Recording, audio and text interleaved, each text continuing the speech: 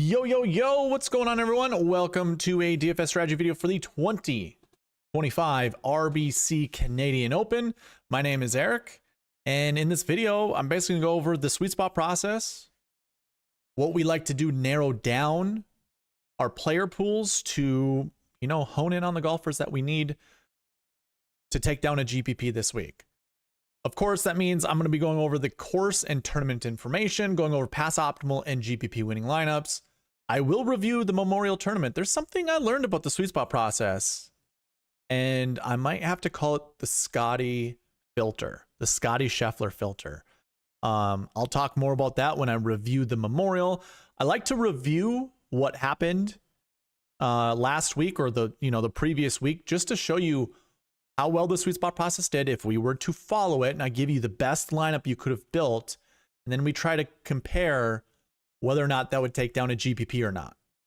Because that's also the whole goal, is to win the most amount of money we possibly can to take down any tournament that we enter.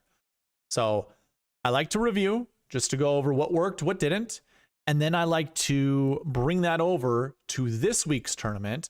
And I'll be going over, the very specific details to the sweet spot process. That's the bucket system, which is looking at top 10 leaderboards of this event and trying to figure out what stats are truly the most important stats to build your lineups around.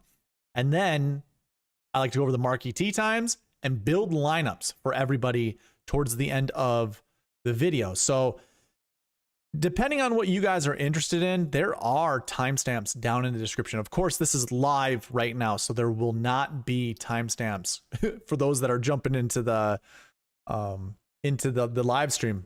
I'm not Nostradamus. I can't predict how long every segment's going to take. But if you're watching this on replay, there are timestamps down below. Also, if you're watching this on replay, leave a YouTube comment, because that gets you an entry into the giveaway. I might as well just go ahead and post that up right now. It gives you an entry into the giveaway. There is a weekly giveaway being ran today, and then there will also be a monthly giveaway, because this is the first week of the new month. So that is exactly what I'll be doing here shortly. We'll be going over the giveaway you see on the screen. We've plateaued. 838 subscribers. I just saw a new one come in, Stephen Nadeau. Thank you for subscribing. We've plateaued at this 839 mark. I don't know if it's because there's not really a monetary what do you call it?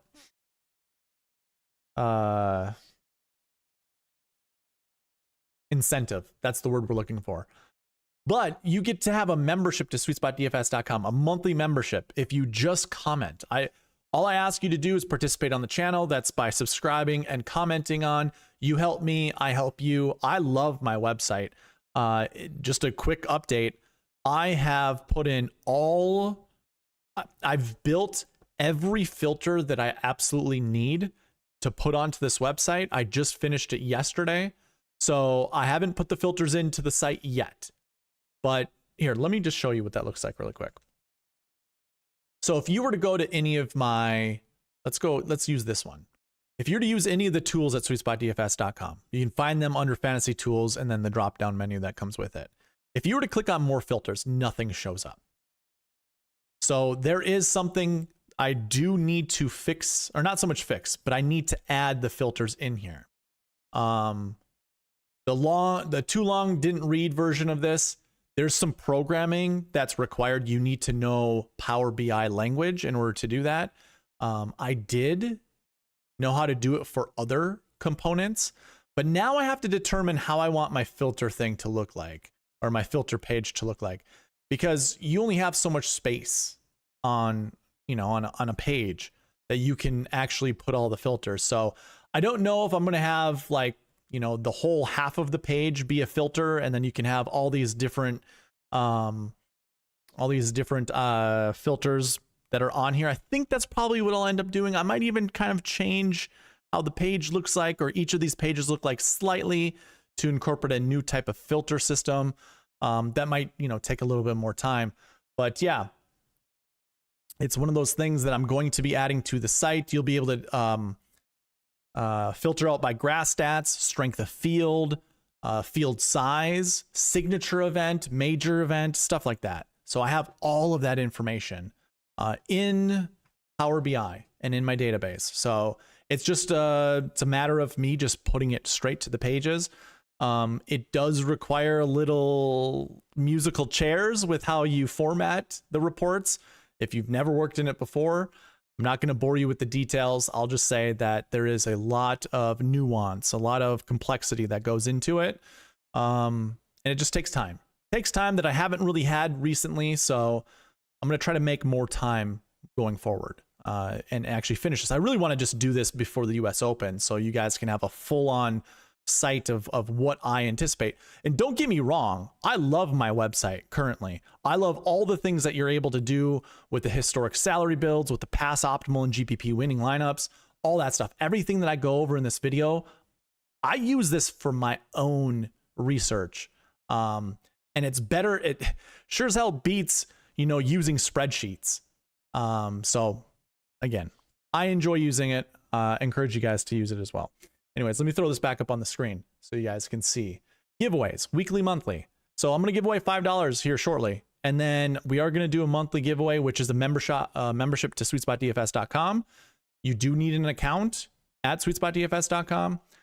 That's free. I might as well throw that up on the screen right now too. So SweetSpotDFS.com, go sign up. It's free. I don't ask for credit card information, nothing. You just create your username, put in your email address and a password. That's it. That's all you need to do. If you do want to use some of the tools I'll be showcasing in this video, you will have to pay because those are behind a paywall. And then once I reach 1,000 subscribers, I'm going to give away $1,000 worth of giveaways. One's a lifetime membership to SweetSpotDFS.com. One's an annual membership. We can start that whenever you'd like. And then 2 $100 cash giveaways. So in case you didn't care for any of the memberships, this will be, I'll draw 4 names. The first name gets to choose whatever membership or whatever giveaway they want. If they want the cash, they can have the cash. If they want the lifetime membership, they can have that. And then I'll just keep pulling names until all the giveaways are gone. So anyways, like I said, this is a live stream. So before I actually get into this, let me just acknowledge some people in the chat here. Stephen Nadeau was wondering if you know if U.S. qualifier Mason Howell is related to Charles. They're both from Georgia. I bet you Mason Howell is Charles' son. I imagine. I'll look it up here. Because I am not familiar.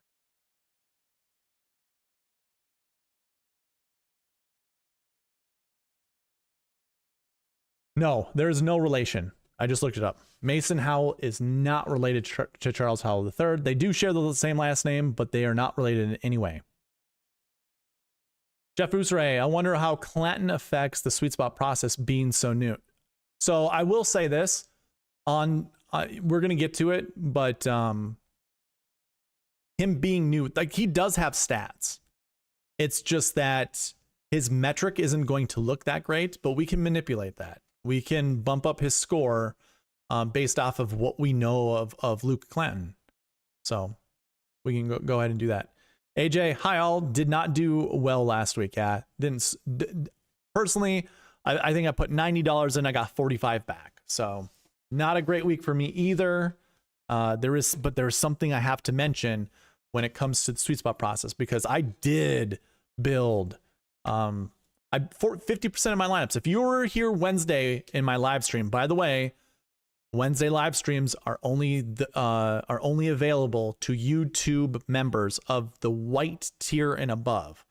So you do have to put $5 into YouTube, join the white tier membership on this channel.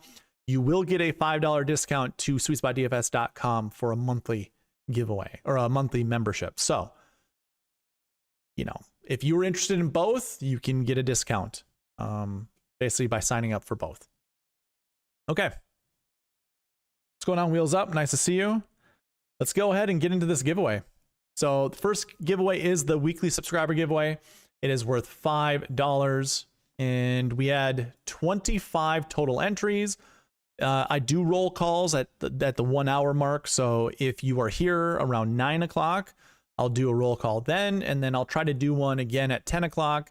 I don't intend for this one to be as long as last week's. I'm actually going to try to cruise through it and basically give you all the tools in order to research this event on your own. I'm not going to go step by step like I did last week. That took forever. Holy moly. It was like 3.5 hours going over everything and building lineups at the end. So probably not going to do that for this video.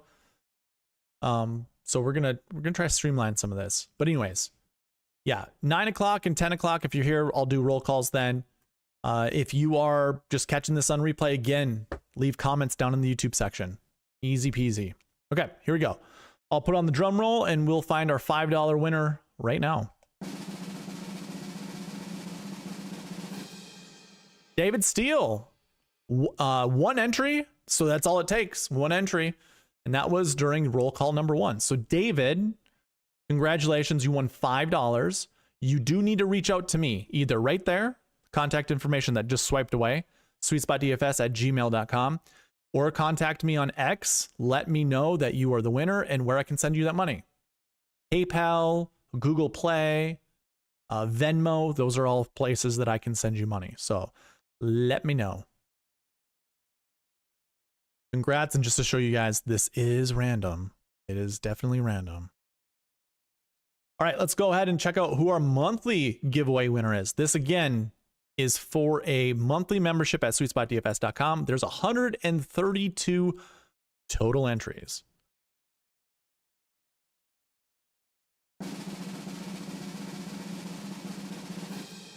GD Knight, good night. So good night. If you're watching this on replay or if you come into the channel later, we'll remind you, but you are the monthly giveaway winner. Congrats to Good Night 95. Just to show you again, this is completely random. All right, so those are our 2 monthly giveaway winners. As I go throughout this video, just a reminder, you can actually follow along on the cheat sheet that I provide for all of you. There is a Google sheet that you can go to. You just have to go to SweetSpotDFS.com, go under Fantasy Tools and find Cheat Sheet. Then on the page, scroll down until you find the cheat sheet right down here. Click on that and it brings you to a Google sheet. It's going to look very similar to the one that I'm using. This one I give out to the public. It's just a copy and paste from the sheet that I use. So if you guys want access to this, again, go to the site. And then if you want your own, just go up to the file menu and make a copy, which you can't see on the screen. But that is how you would make it yours. And then you can manipulate the data however you want. I don't know if it's going to be better for you that way or not, but it is available to you. So I will go ahead and leave this up. And then we'll get into our first segment. Am I missing anything? We will be building lineups using the optimizer. If you want access to this optimizer, again, go to the website, SweetSpotDFS.com, and find the Fantasy Tools drop-down menu and go down to Optimizer. Click on that. It'll bring you to the optimizer page and a pop-up will happen and you put your email here, request now, and I'll send you the optimizer. So just know this. It isn't an automatic response. It goes to my inbox or then I will send it to you. So I visually have to see it. If it's during hours that I'm sleeping, I apologize, but I'm sleeping. Can't send it to you in my sleep. But I will send it to you as soon as I can. Okay. With all that out of the way, let's go ahead and get into this video and move on through the SweetSpot process. Here we go.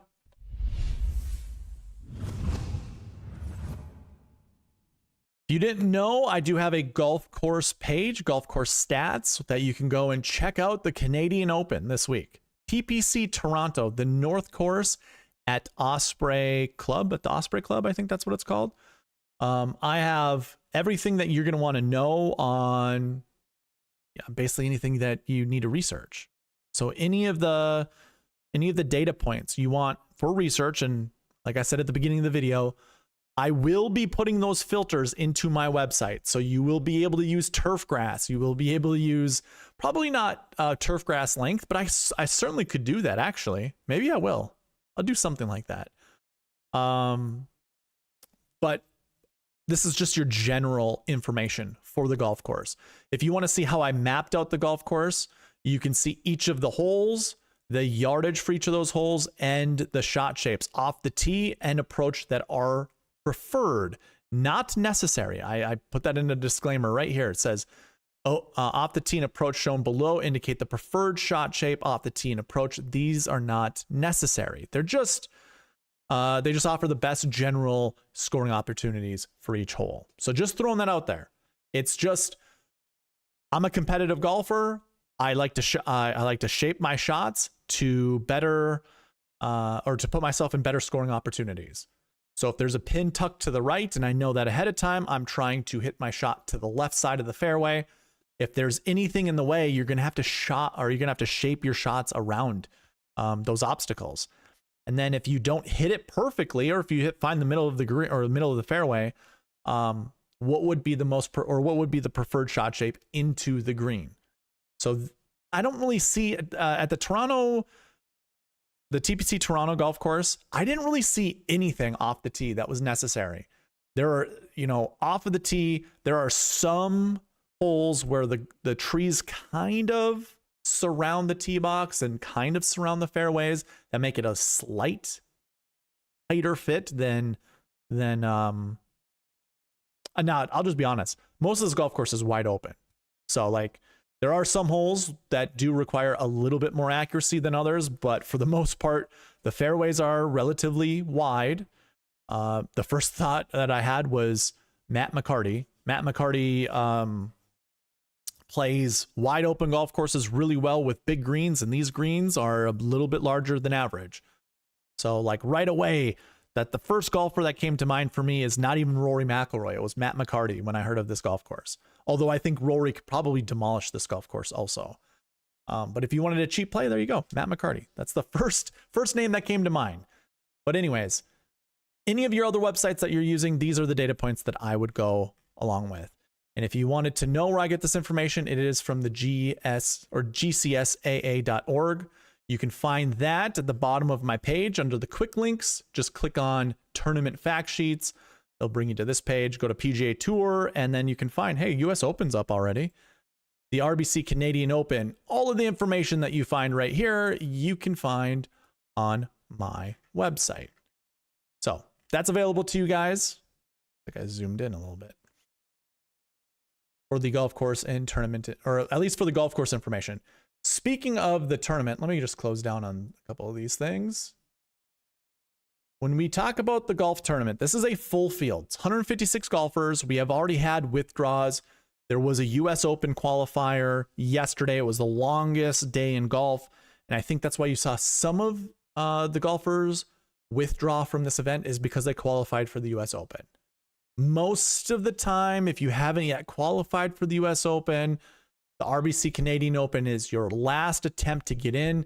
Winners will automatically get qualified for the US Open. They'll get an invite to the US Open. So that's why this is like your last ditch effort. So if you didn't hit your qualifier for the US Open, your regional and then, or your sectional, then regional, you would come to the RBC Canadian Open as long as you were a tour member, or if you qualified, because this is a national open for Canada. So there were qualifiers for this, just like there are for the US Open. So that's why you're going to see some names down at the bottom that are kind of like, who are these guys? Yeah, ignore those golfers. You do not need to play those golfers to get cute this week. We do not have Scotty Scheffler, that's $13,000. We do have Rory, that's $11,900. And we will talk about him and his price tag and lineups that are going to fit well with Rory. Of course, we're just going to do an all-around general strategy this week when it comes to building lineups. I'll be upfront with you guys. I'm just going to do a shotgun approach. Basically, I'm going to have exposure to everybody and just use the optimizer to make meaningful lineups. Trying to use everybody that I possibly can. I don't like anybody in particular at this event. Like Sam Burns is one of my favorite golfers that I want to play this week. I know he's been kind of a bum as of late, but him and Sungjae, to me, think represent super great value this week. So, especially $93 and $9,400, you can make a lot of things work. And again, if I'm not even for sure thinking that Rory's a lock this week. I don't really care about any of the things that Rory's been going on. That's been going on with Rory. I don't even care about, I'm not even going to try to guess what his motivation is this week. I don't think he's distracted. I don't care about any of those things. I just look at his price tag, and this is kind of a funny thing, because if you would have heard me last week, I'd have said, why wouldn't you play Scotty at 13,300? This week, I'm like, I don't know if I want to play Rory McIlroy at 11,900. But this is a fair price tag for Rory. And I think you can make a lot of different lineups work. So we'll explore that throughout this video. More so like when it comes to probably the bucket system portion of this video and maybe building lineups. So yeah, we're going to go ahead and move on. So this will be top 65 in ties that make the cut. And like I said, 156 golfers in the field. We have already had some withdrawals. Keep your eye on other withdrawals coming up. Strength of field is 324, which is also one of those things that I've updated in the database. I have strength of field for every event now. So I can't wait to put that as a filter and then also apply it on some of those pages. 280 was the strength of field last year, the one that Robert McIntyre won. The year before that was 237. And the year before that was 252. So this is actually a stronger strength of field this week, this year, than previous events. And kind of going back to the whole golf course, it's the first time TPC Toronto has hosted this event. So when it comes to course history, technically we don't have course history, but I am going to use tournament or event history, however you want to call it, because we're going to find out in the bucket system. If I were to go back to previous tournaments, you had Hamilton Golf and Country Club last year, Oakdale Golf and Country Club in 2023, St. George's Golf and Country Club in 2022, and the good old progressive country is Canada canceled 2021 and 2022 or 2020 for due to COVID. Hamilton in 2019, Glen Abbey in 2018, 2017, and 2016, as well as 2015. Then, so anyways, basically what I'm getting at is different golf courses have hosted this event, so you can't quite use course history, but I also don't mind using tournament history, primarily because you're going to get the same type of golfers that come to this event every single year. It might be, and it might not be the exact same golfers, but the same type of golfers. So last year, Bobby Mack won the event. Well, there are tons of Bobby Macks that come to this event, not named Bobby Mack. I'm not going to go through each of these events, but this is kind of your, as you can see, it's not an elite field. You have Rory, who pretty much makes up the most elite golfer in the field.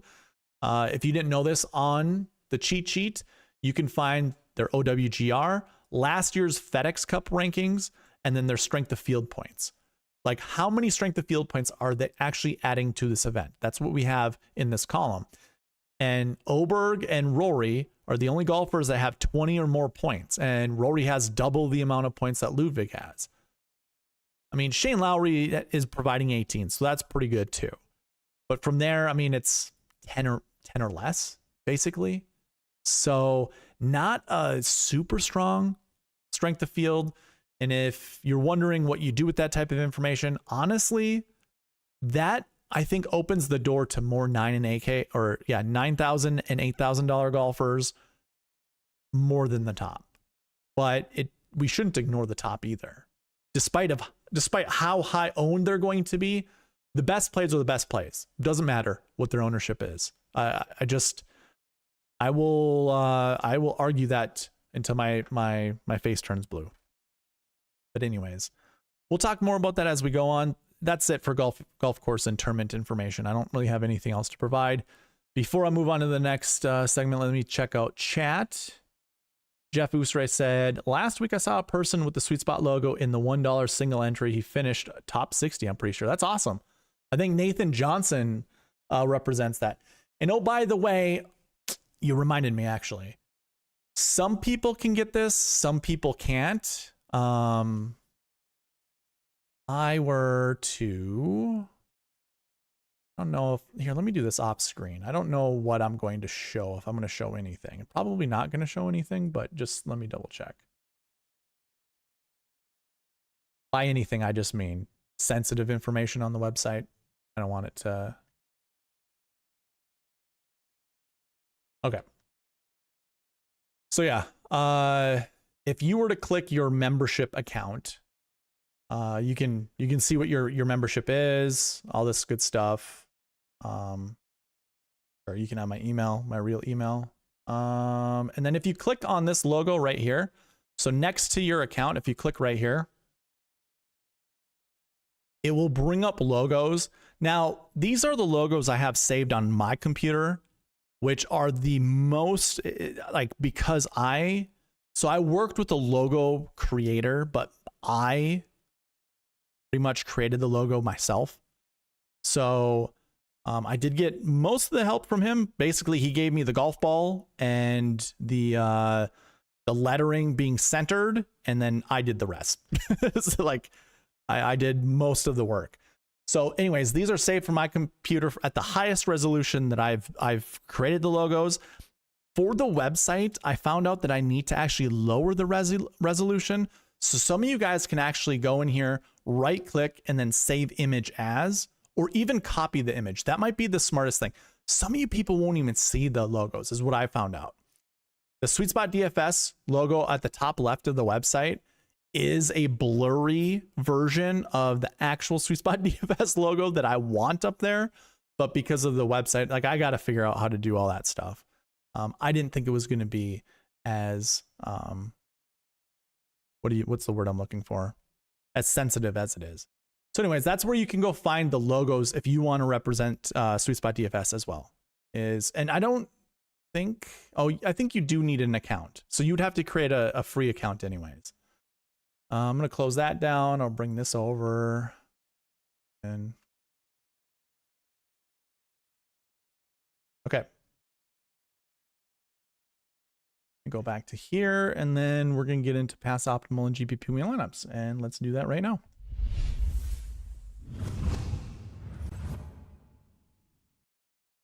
For the pass optimal and GPP wheel lineups for the Canadian Open, this is actually something to research.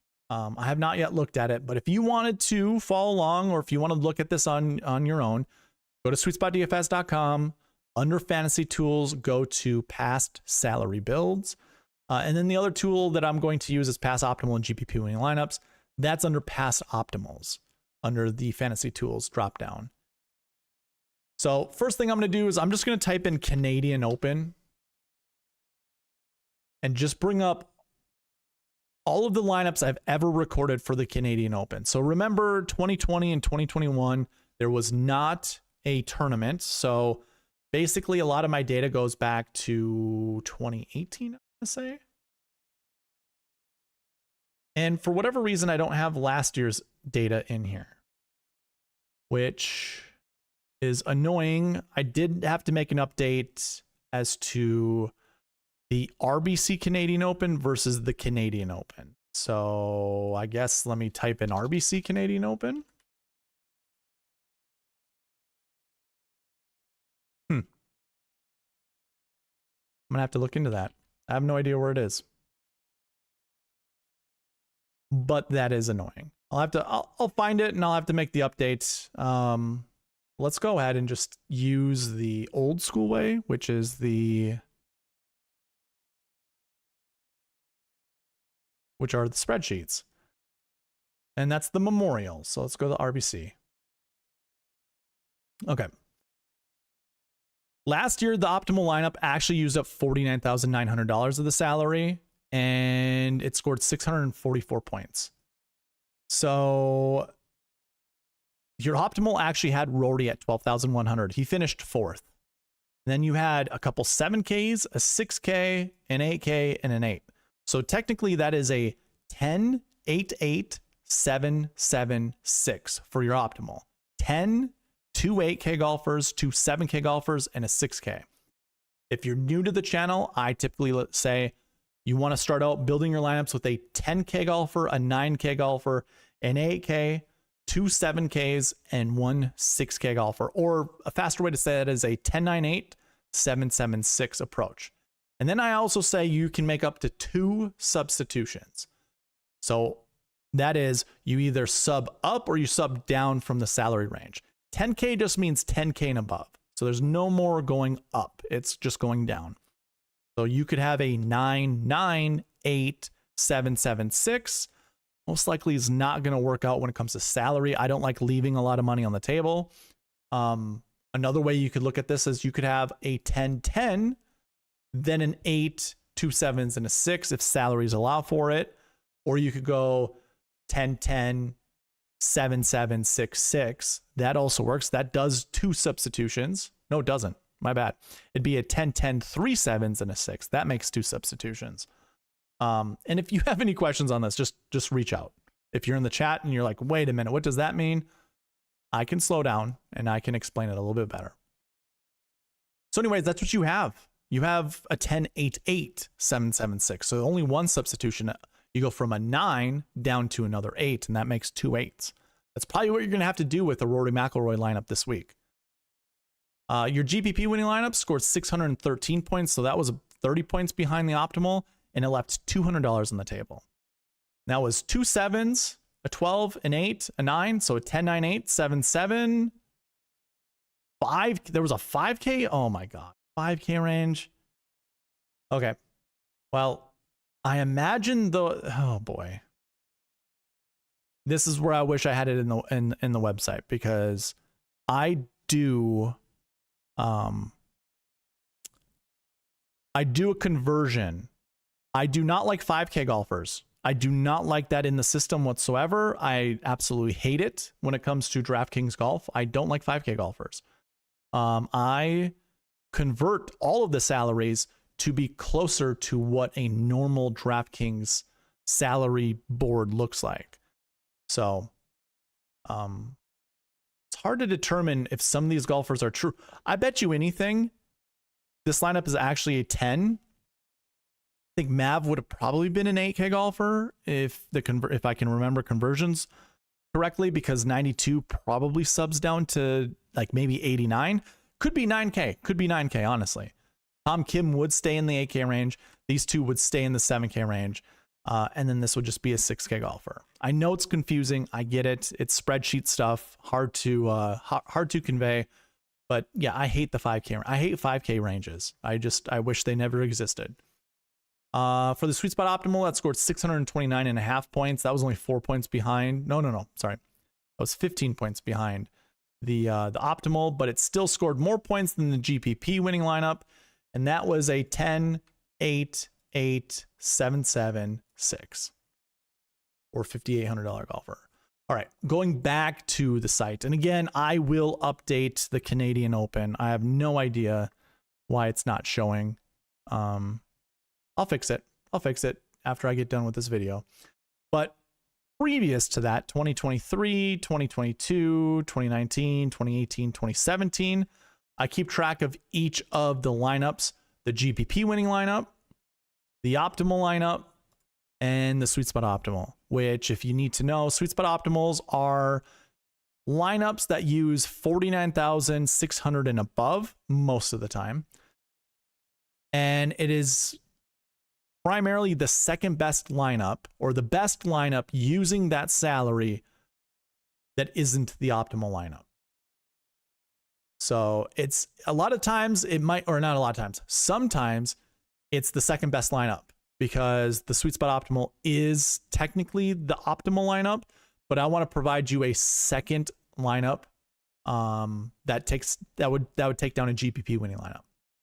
The Sweet Spot Optimal that I show you week to week, that from my spreadsheets, are following the week's, or that last week's, Sweet Spot process to a T. No ifs, ands, or buts about it. The Sweet Spot Optimal that you see on here is not that Sweet Spot Optimal. That might be confusing. I can explain it if you guys want me to, but yeah, I basically want to show you the best lineup that uses $49,600 and above, and comparing that to the optimal lineup. So that's what I want the website to show you. And I think it's best to call it the Sweet Spot Optimal that way. Anyways, you can see all of the lineups. The most common lineup build at the Canadian Open is a 10-9-8-7-7-6, and we just saw that going over the 2024 Canadian Open. The next most common one, there are three that are tied: 10-8 and 4 7s, 10 2 8s, 2 7s, and a 6. That's just like going 10-9-8-7-7-6 and subbing the 9 down to an 8K golfer. Then the next most common one is a 10-9-8-7-6-6. So that's subbing a 7 down to a 6. Then it's a 10-9-8-7-7-7, which is subbing a 6 up to a 7. So either way, if you follow that method that I've explained in the beginning of this segment, 10-9-8-7-7-6, you can make up to 2 substitutions. You have that within your first 5 lineup builds, the most common lineup builds. And then we have a 10-9-8, 3 6s, a 9-8, and 4 7s. If you drill down on any of these lineups, it will show you which lineup it is. And that can't be right. Let's take a look. I want to look at the 2018 one. I wonder if that has a lot to do with cheap golfers at the top. Okay. Yeah, that's something I need to look into, I think.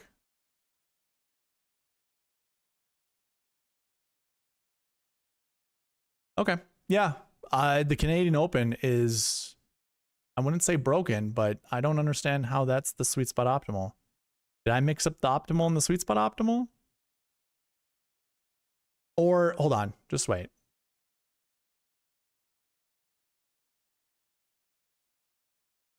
No. Nope, I have no idea. I have no idea what the heck that is. Looks like I need to go in and update this for sure. Okay, well, that kind of defeats the purpose. There's no reason to talk about this if that's what's going on. AJ says, I wonder where everyone is tonight. Well, it is the Canadian Open, and nobody really cares about the Canadian Open. I'm pulling up my database right now because I want to see this. What is going on? Probably not best to bring it up while I'm streaming since a lot of things are going on, but we do have a strong computer, so what gives, man? Holy moly. Fantasy lineups. What is the tournament ID? 2025 1032. You want to see this on? Here, I'll show you guys what this looks like. 1032, huh? 2020 or just 1032. Data filter. 32. All right, let me look at this off to the side and compare. So 2018, we have the optimal in there, which is correct. Where did the Sweet Spot Optimal come from? What the heck? I wonder, how did I get this number? 47,000? There it is. Okay. That was, I don't know. I updated this a long time ago, but that includes Danny Lee instead of Tommy Fleetwood. Okay, that makes more sense. Let me verify everything else before I say this is not useful information. So there's a 10, 9, 8, 3 7s. Holy crap, dude. 10, 9, 8, 3 7s.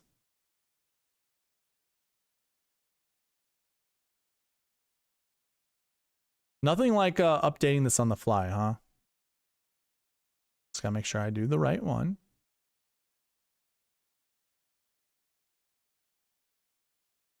So 10,500 and the lowest price tag is 7,000. There we go.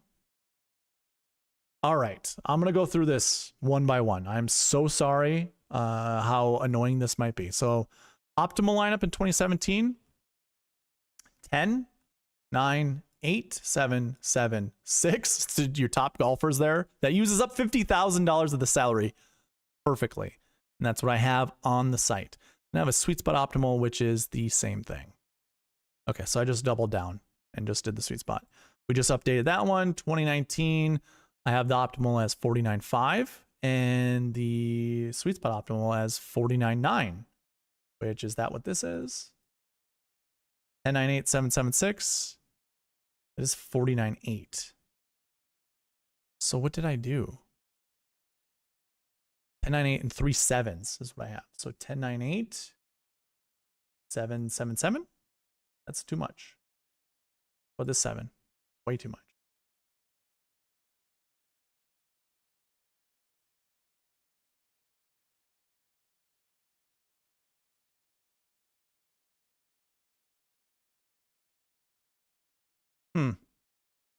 Well, let's update this one as well.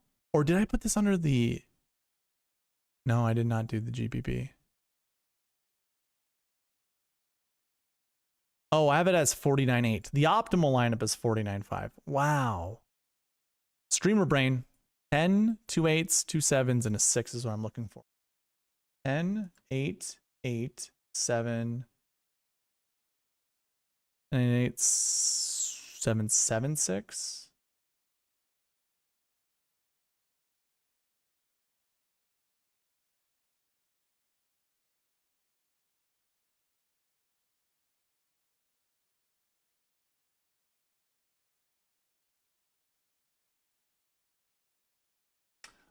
I guess the best way to do this is going here and see what I have for the Canada Open. You can see the wheels turning. Oh, I hate when things are wrong. I hate when things are wrong. SweetSpot optimal. What do I have here? We have 11, 2, 8, 6, 8, 3, 7, 4, 7, 6, and 6, 7. Oh, Frank Libiota finished 14th place.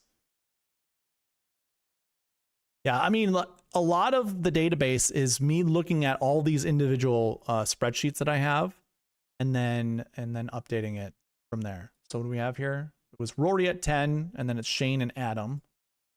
Rory, Shane, Adam. And I know it's Hank Libiota down here at 67. Is it right here in front of my eyes? Oh my God. I highlighted it green for future me to be like, hey, this is what we used. Oh my God. Okay, cool. Then we go to 2022. I just need to validate a couple more. I'll validate this year, and then I think we're fine. So optimal was 48.5, GPP is 49.7, and realistic optimal is I have as 49.8. Why do I have it as 49.8? Oh, I have different colors. Okay. Did I find one that scored better? So this is 40. Yeah, this is 49.8. But how many points did this score? 634 versus 631. So I did find a better one. Okay. Look at me. All right. Everything else is good, guys. Everything else is good. Validated it. We're going to save this. I'm actually going to open up the website, and I'm going to modify it. We're going to publish it, I should say, and then it should be ready for you guys to go. I guess the other thing that I'd want to see first is why could I not see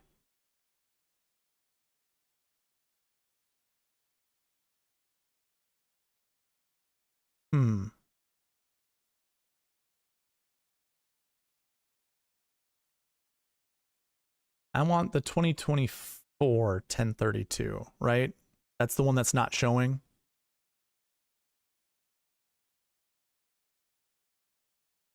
I don't have it as 1032.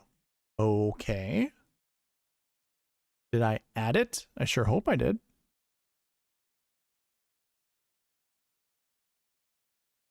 Let me quickly look. I'm so sorry, everybody, that this has been derailed, but I want this to be correct. Where's the Canada Open? Come on. There it is. Wedged between 1022 and 1023. Okay. 1022 and 1023. You have no idea what I'm talking about. This is just what I have as the the tournament IDs. 1032, 1023, and 1022. 1023, 1020.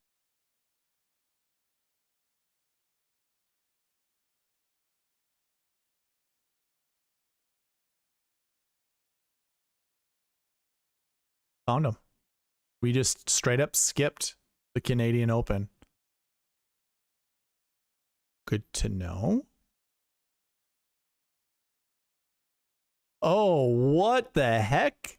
Well, hey, I'm glad to go through this so I can find it, update these things for you guys, because that's ridiculous. This is the first time that I came across this issue, by the way. Okay, I'm going to do this after the stream, okay? After the stream, I have it saved for me to look at. Wow. Crazy, crazy, crazy. Okay.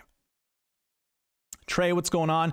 Basically, for the last 20-30 minutes, you've watched me try to figure out why I couldn't find something on the website, and then update this as well. So here, I'll just make it real simple. 1098,776. That's what we're going to start with. That's what we're going to try to build around and go from there. That is what we're going to do with the pass optimal and GPP winning lineups. There really isn't anything else to talk about when it comes to just looking at this data. Again, I will update the website to show the 2024. I wonder if I bet you I have it. Yeah, see, oh, I don't. We don't have the information in here. Okay. Well, you can see top DK or DK top 10s, top 20s. I will have to update the 2024 one. Okay. Duly noted, man. Duly noted. All right. When we look at, let's just apply that, okay? Let's apply that information to what we can do this week. We might as well talk theory crafting, building lineups. Rory at 11,900 is not undoable. Last year, the 2024 Canadian Open, he was a part of all three lineups, the SweetSpot Optimal, the GPP winning lineup, and the Optimal at 12,100. And that lineup included a 5K golfer, by the way. I don't think we have to do that. One thing that I do like about the website that I will use, because we can, is if you add more filters and we want to look at the max salary between, let's just say 11,800 and let's go 12,200. I think that's a perfect range. 12,200. And then you can see all the more, actually, the other filter that I want to do is the min salary down here. This is like, what was the lowest salary in any of the lineups? So I'm going to put it at 6,000 to exclude any 5K golfer that might be in any of these lineups with, say, a Rory golfer. And your most common lineup build, if you were to follow this, if you were to build a Rory McIlroy lineup this week, when we compare it to all tournaments and all of the lineups that I have, GPP winning lineup, optimal, and SweetSpot optimal, the most common lineup build would be a 10-8, 3-7s, and a 6, followed by 10-9, 3-7s, and a 6. I do want to mention something. If you get the optimizer from me, what you're going to find out is, here, I'll run the optimizer.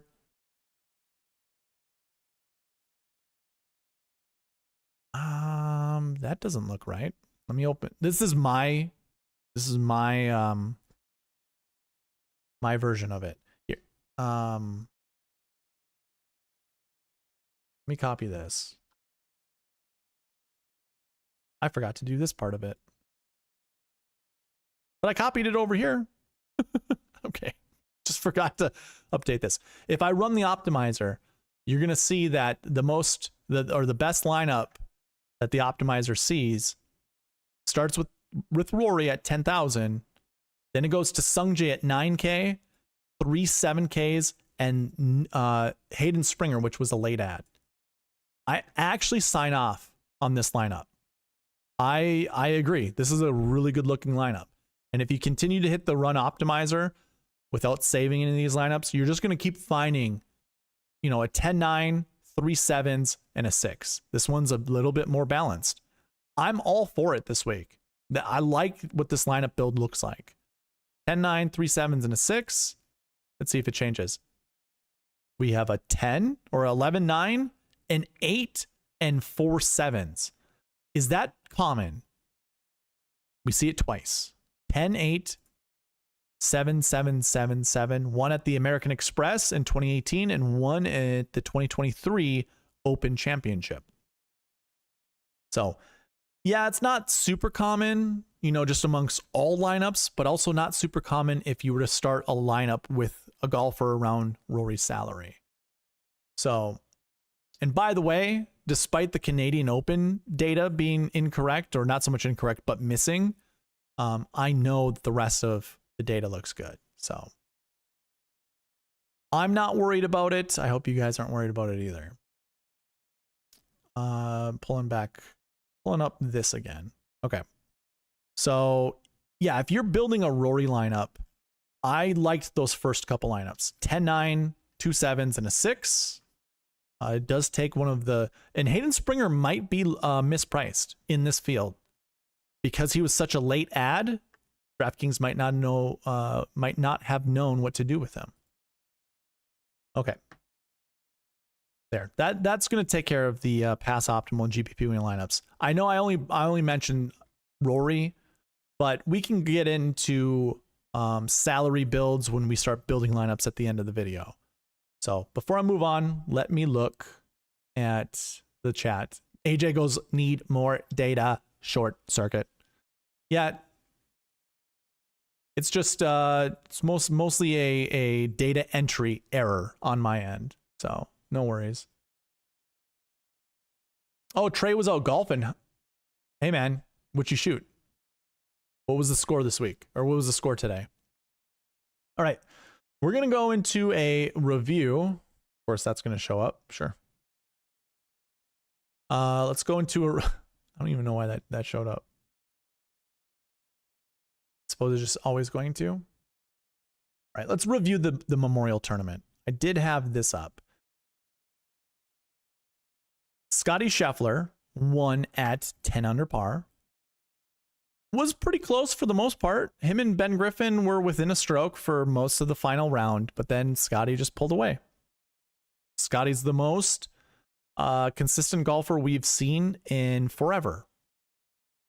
And last week, you know, people were in the chat kind of saying, oh, at his price tag and how owned he's going to be, can't go there, can't do it. And I made the comment, I don't know if I actually made this exact comment, but it was something to do around this. He's the best golfer we've seen in a long time.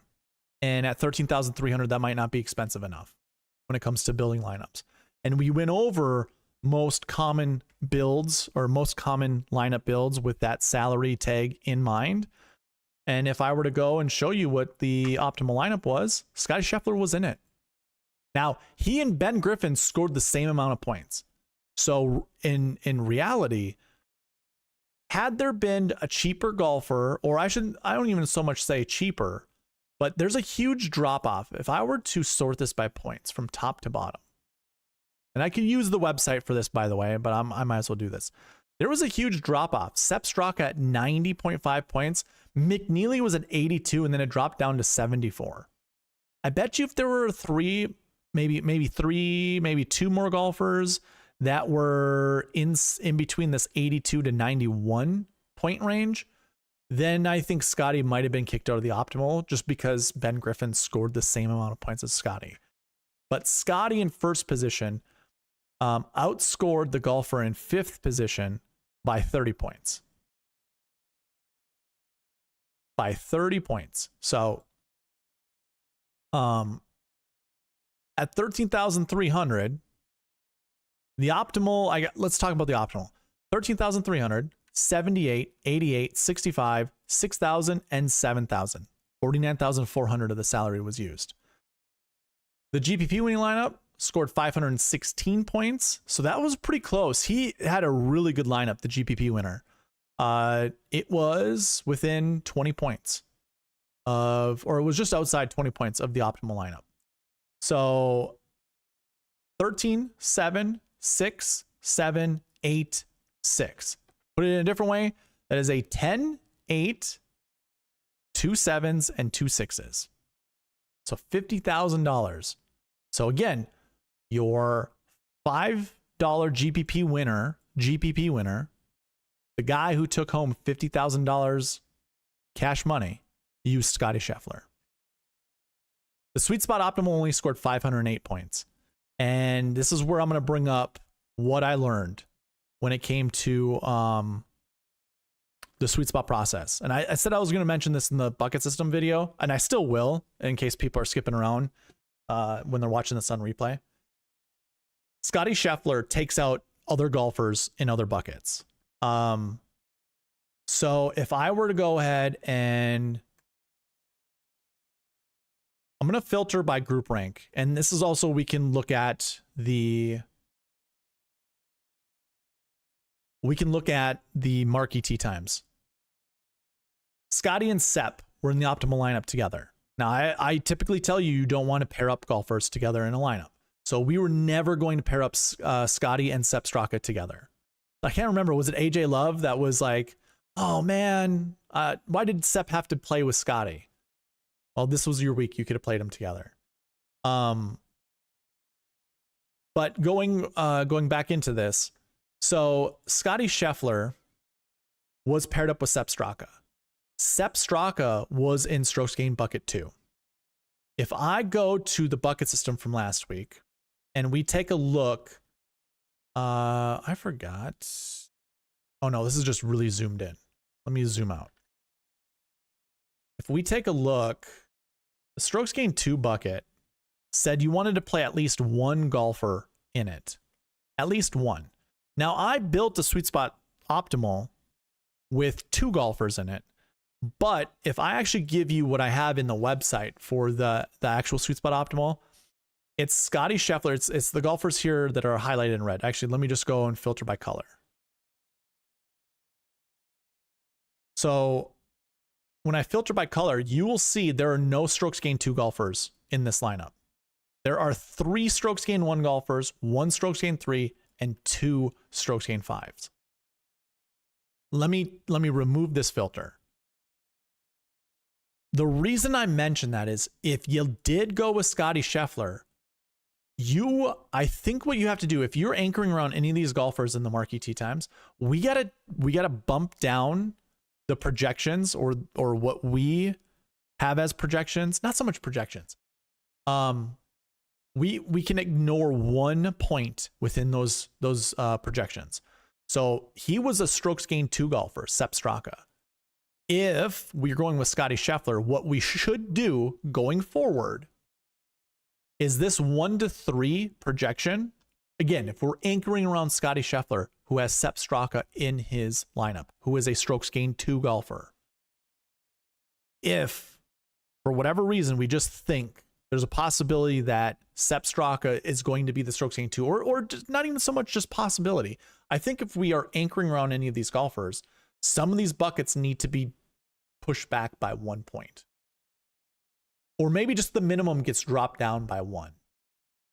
And again, this would be looking at who you want to anchor your lineups around. So if we were to look at this, Sepp represents strokes gained 2. He represents course history 3. He represents recent form 2. He's in the same last year bucket as Scottie. He represents last year bucket 6 for last week. Last week bucket 6. So he's in 5 different buckets, and including salary. He's in that is 5 different buckets. There are 6 total. He's in 5 different ones. So for each of those buckets, I think, and this would apply if there were groups of 3 golfers, we just diminish the buckets of those other golfers down by 1 from the minimum. And that was something like, as I was going through all the lineups, I'm like, oh my God. Like technically, you know, we had 2 golfers from that bucket finish inside the top 10. And 2 were in the optimal lineup. It just happened to be one of them was with Scottie Scheffler. So when it comes to building a SweetSpot Optimal, we did select 2 golfers that were in that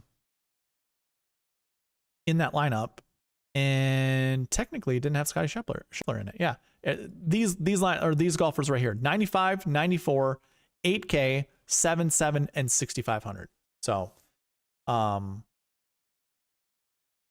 9s, 2 7s, an 8, and a 6, which is pretty damn close to saying 10, 9, 8, 7, 7, 6. You just make one substitution down. And that used $49,700 of the salary. So again, kind of what I'm getting at is when we're thinking about building lineups around Scotty at $13,000 and above, we do need to make these, and that's why I want to call it the Scotty filter. He's just going to bump those other golfers that are in his group. He's going to bump those projections down. And I think I'm here for it. Like I'm okay doing that. And it might just be best to do that moving forward regardless. So anyways, that's my 2 cents on the matter.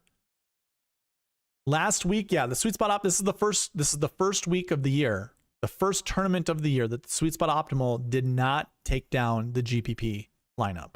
The GPP lineup was hot fire. What was that? 5 golfers inside the top 7. 5. And then his other golfer finished 23rd. To be within 20 points of the optimal lineup, that's pretty damn good. Pretty damn good. Going back to the, I'll touch up on the Marquee Tee Times. So the little red font here, if I scroll over, this is what's going to be in the website. This is what we have as the SweetSpot Optimal on the website. So there are 3 golfers. This lineup, by the way, did score more points than, here, let me do this again. Let me filter the color. That equals 525. Just so all of you are aware, 525 is what the SweetSpot Optimal in the website will represent. 525 beats 516.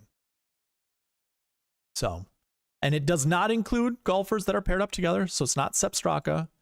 It's just, it removes those conditionals that we had on the optimizer for the golfer, basically for Sepp Straka. Any bucket that Sepp Straka was in, we bumped down the minimum by 1. And then this is the new SweetSpot Optimal that it built. So yeah, definitely Scotty Scheffler all the way.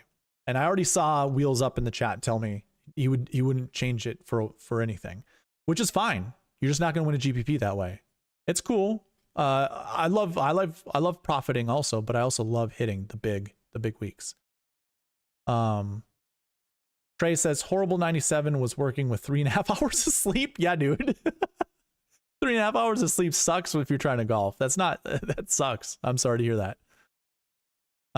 You were in decent shape until round 3. I was in 4th place in the 50 cent GPP after Friday. Saturday kicked my ass. Just like you said, it kicked yours. Like I was winning $300 at some point, or 150. Maybe I was 6th. I think I was 6th. I was 6th in the 50 cent GPP. And I think it was like a Scotty Patrick Cantlay lineup. It had Ben Griffin in it. And I can't remember the other 3 jabronis. But I think they totaled up. One of the golfers was plus 12 on the weekend. I think the other golfer was plus 9, and I can't remember the other guy, but I think he was like plus 6. Gosh, I can't remember. Was Benny Ann in that line? I don't remember. I had to go back and look, but ooh, I was looking good. Suber making the cut helped. I had a couple Suber lineups. They were your dummy lineup? Damn, dude. Damn. Okay. So that is a review of the Memorial. The SweetSpot process, again, if we add the Scotty filter moving forward, I'm still 100% in on the SweetSpot process. It's just, that is a piece of information, a piece of strategy I didn't even think about before until I saw that. Of course, as is with every strategy, you have to be able to adapt and move on, or adapt, learn, and move on with the new information that you've learned. So that's what we're going to do. Which brings us to the first roll call of the night. Okay. I almost forgot. We have it's fresh, a new month for the monthly giveaway. And the weekly giveaway. All I want you guys to do is type in the number 1. All you got to do. Type in the number 1.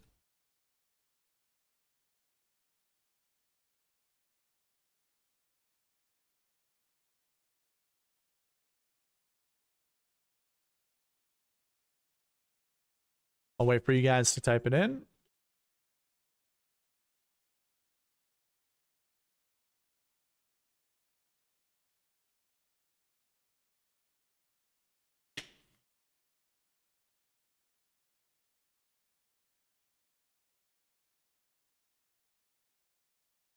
Hey, Nathan, I don't know if you were here when someone said they saw a person with the SweetSpotDFS badge at the top of the single entry. Do you play single entry lineups?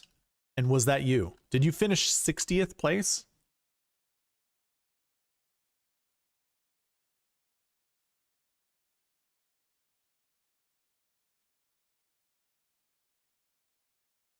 Tim Tulos, nice to see you. Lombardi Lee, did you come in and not say hi?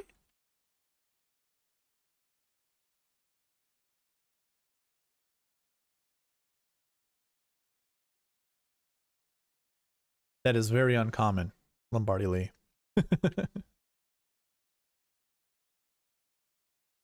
Okay, I'll let people if they're gonna come in the chat. If you're behind, if you're watching, if you heard me say 1, but you saw in the chat the number 1 was posted a long time ago, that means you are too far behind. Hit the live button right down there to the left and catch your way up here. Okay. Let's talk about the bucket system for the Canadian Open.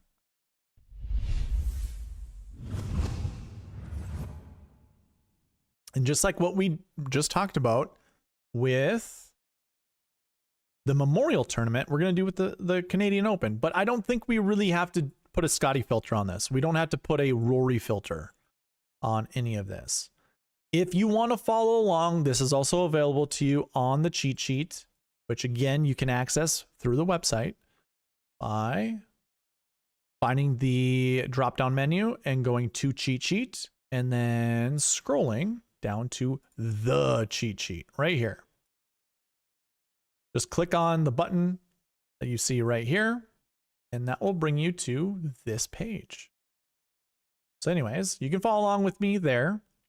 Basically what I want to do, I'm just going to give you the tools. Last week, I spent about an hour talking about the bucket system. I'm not going to do that this week.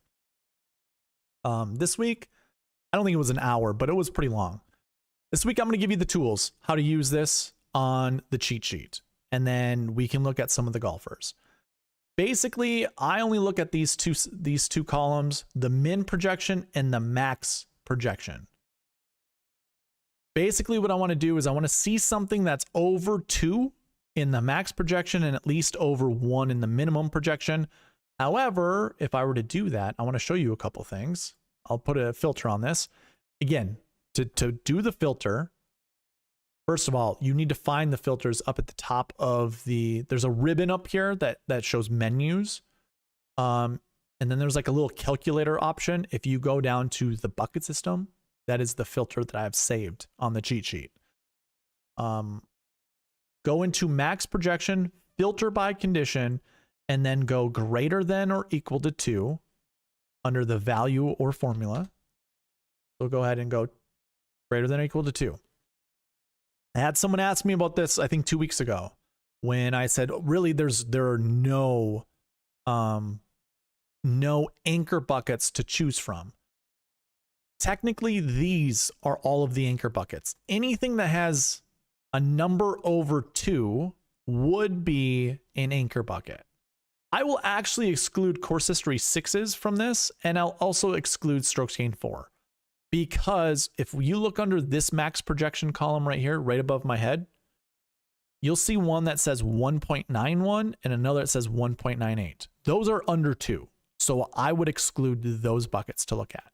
But technically, all of these buckets would be anchor buckets. where you'd want to select at least one golfer, or not so much you want to. That's just what the projection is of golfers from that bucket to finish inside the top 10. That's all that it is. And I have forever wanted to build a lineup with all 6 of my golfers finishing inside the top 10. It's the only true way to take down a GPP. It's to find 6 of your guys that will finish inside the top 10. You saw at the Memorial, the GPP winner had 5 guys finish inside the top 10, with 1 guy finishing 23rd. So I personally look at this stuff because I want to narrow down, hone in on the golfers that I want to choose from. And oh, by the way, those conditionals can be found on the optimizer, which I will be building. I'll be using building lineups a little bit later. All of these projections are right in there. So it's basically a copy and paste over. I do want to close my database down. I don't want it to slow down the optimizer when we get to it. Oh, needed to save it. Okay, we got it closed. Okay, moving on with the bucket system though. I, for the video, want to narrow down those buckets even more. So basically what I want to do is go into the totals and go less than, here, I'll show you this right now. There are 130 golfers in the last week 6 bucket. That's a volume driven bucket. That's a no-brainer that there'll at least be 1, if not 2 golfers from that bucket to finish inside the top 10. There's 130 of them. Yeah, sure, some of them aren't that good. Don't get me wrong. The majority of them are not good. But because it's such a volume driven bucket, there could be 7K golfers in that bucket. There could be 8K golfers that you know of. These are golfers who did not play last week at the Memorial. That includes Rory McIlroy. So like even really, really good golfers are in this bucket. Of course, we're going to find some dudes to finish inside the top 10 from that bucket. But what I want to do is filter out by this because I don't want to talk about every golfer. So I'm going to go less than or equal to 25. And this is where this is how I find the golfers to talk about this week for the anchor buckets. What you just saw on the screen before I made this filter, those were the true anchor buckets. This is just the YouTube version of the anchor buckets. So last year ones, I'm going to zoom in. Last year ones, 1 to 3. We round down with the minimums, we round up with the maximums. That's how you read this. Last week ones, the golfers who finished top 20, this is very close to being a 0 to 2 bucket. Very close, because 2.12 is not that far away from 2. I want a bigger, threshold over 2. I want that number to be a little higher than that. So what I have on the optimizer for last week ones is 0 to 3. 0 to 3. We'll still talk about it here in the video, but on the optimizer, I have it as 0 to 3. This one's pretty good. Course history 1s. That means really good course history, which includes Rory McIlroy in that bucket. 1 to 3. Recent form 2s. 2 to 4. And 1 to 3 and 1 to 3. That one's pretty close. I bet you I have that as 0 to 3. I don't like strokes gained buckets having I have it as 0 to 3. I don't like strokes gained buckets having a minimum of 1. It's weird. It's too weird. I can explain more about that if you want me to, but I don't trust it. I don't like it. Anyways, if you want to find these buckets and these golfers, all you'd want to do is make sure that you sort salary top to bottom and just go into each of the buckets. So we're going to look at last year ones. I'm going to drill into the last year header, go down to select all or clear. I'm going to clear, and then I'm just going to select one. It's the easiest way to do it. And we have a limited amount of golfers here. We have 13 to be exact, 13 golfers. And we can confirm that right here. Now I'm projecting 1 to 3 of these golfers to finish inside the top 10. It's headed by Rory McIlroy and Corey Connors. So 2 10K golfers right off the bat. It's up to you guys. Do you want to play Rory? Do you want to play Corey Connors? I want you to, if you say no to that question, I want you then to basically, well, I've already done it. I'd make this bucket then a 0 to 3 or a 0 to 2 in your world. Make that a 0 to 2 because I'm here to tell you one of these guys will finish inside the top 10. One of them will. It's most likely going to be Rory, but either one of these guys, it's over a 50% chance that these guys are going to finish inside the top 10. I'm not guaranteeing anything, but it's almost a lock that one of those guys is going to finish inside the top 10. So if you just blindly want to ignore them because their ownership's too high, so be it. Who cares? I'll be playing both of these guys. I don't know how much exposure I'll have, but if you do, then remove 1 point from both the min and the max. Just make it a 0 to 2 bucket. And then just know of the remaining guys here, the 11 golfers here, you only want a max of 2 of these guys. Now, I will say this. Unless you have a really good feeling that up to 3 of these guys will finish inside the top 10, then you do you. Go on and pick the golfers you want to pick. I'm not going to be here to stop you. It's your money. Choose how you want to spend it. I personally like Sam Burns a lot. If I were to, I mean, I could build a lineup. I could build one with Sam Burns at 93, Ryan Fox at 77. And oh, by the way, I don't mind playing Tom Kim this week. And a field that looks like this at $7,300, yeah, why not? Why not? I don't mind Victor Perez, and that's probably the only other guy that I really want to anchor any of my lineups around. So, anyways, that's how I look at it. And you can do this with each bucket. Last week ones, I have this as a 0 to 3 bucket, but we can look at the golfers. Personally, I'd probably be only comfortable playing 2 of these guys, and you probably can only play 1 of them, to be honest with you. Or 2, I should say. Look at this. Ludwig, 10.5. Bobby Mack, 98. Pendrith, 96. Sungjae, 94. Burns, 93. Taylor, 88. And then we get a $7,700 golfer, and then Brandt Snedeker. I was wondering if Brandt was playing this week. He's an RBC, what do you call it? Spokesman? Sponsored golfer?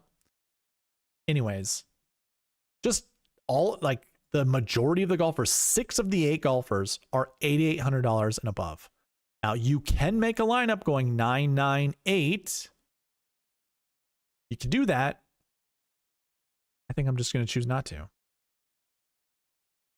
I don't mind going to Ludwig. I really don't. And I don't mind if you were to start with Ludwig, going Sungjae or Burns, and then if you want to put in Nick Taylor, that's fine. If you want to put in Ryan Fox, that's fine. But yeah, I am not surpassing 3 of these guys. I do not want to play more than 3 of these guys. I'm very unlikely to play at least. I'm very unlikely to play 3. If I'm building 100 lineups, maybe 5, at most 10. Not even at most. Yeah, maybe at most. At most 10 of those lineups will have 3 of these guys in it, but 0 will have 4. Probably a majority is going to have 2. Because I do like Sungjae a lot. I do like Sam Burns a lot. Next bucket is really good course history.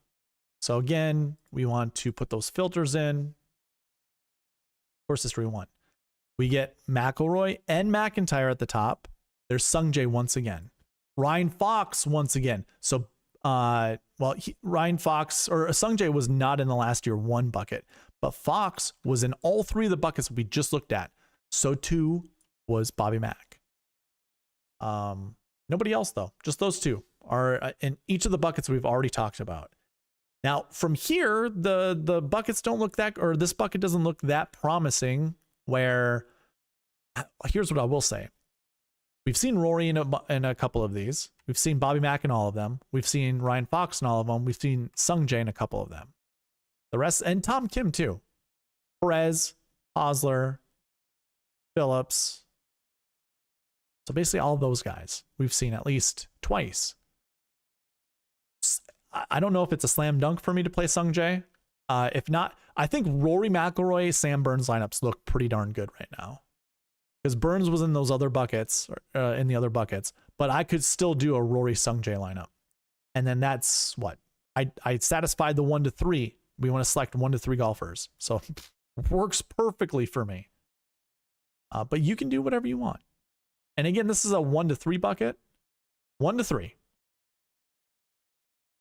If for whatever reason you think Rory McIlroy will finish inside the top 10, but it does not give you the best chance to take down a GPP, I would then again add that Scotty filter to this where it says 1 to 3. Let's bump it down to 0 to 3.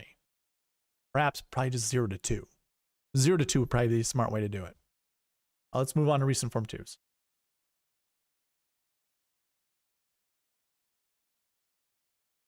Clear out, or I should say select all, and then we go into the recent form 2s.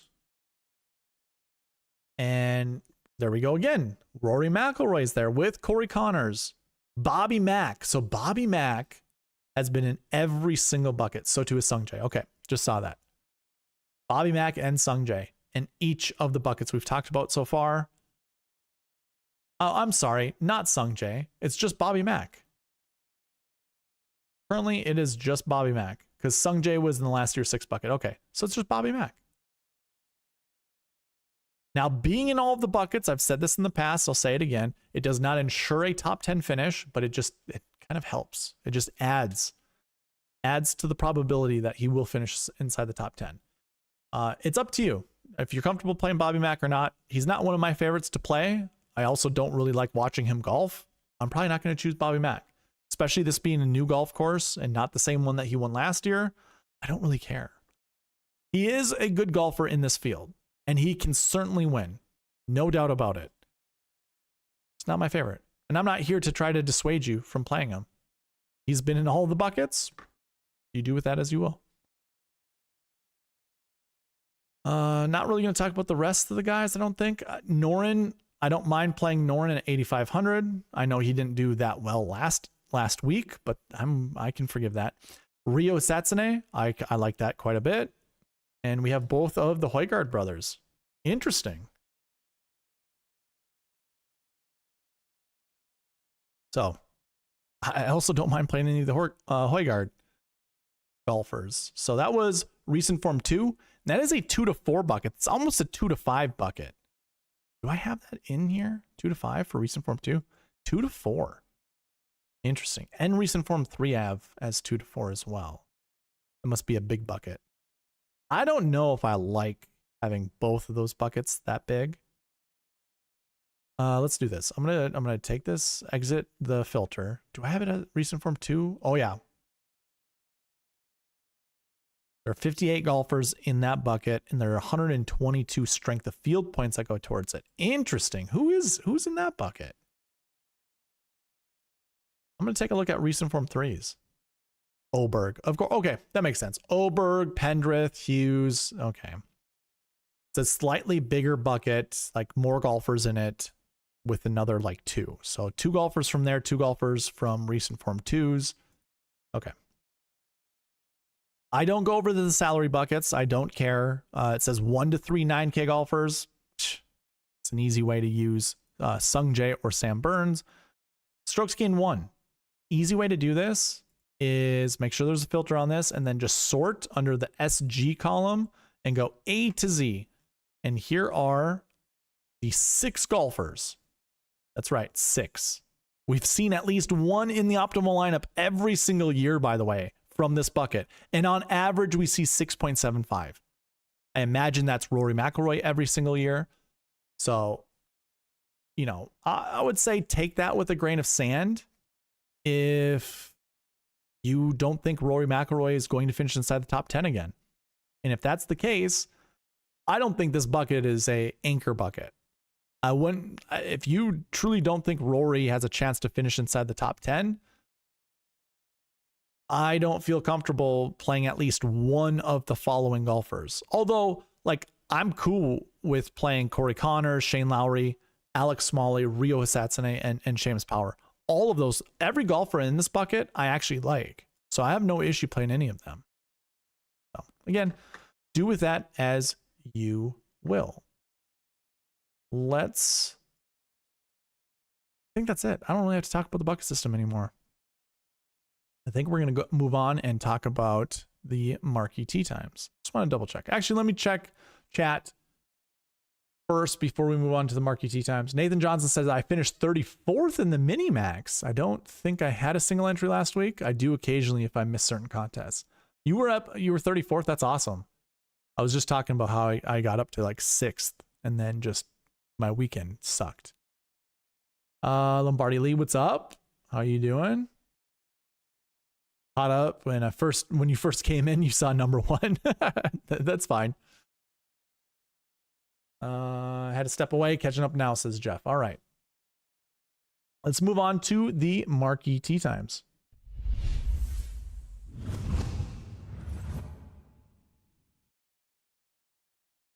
Why did that? Oh my gosh. I gotta check out the logo flash. Why is that happening?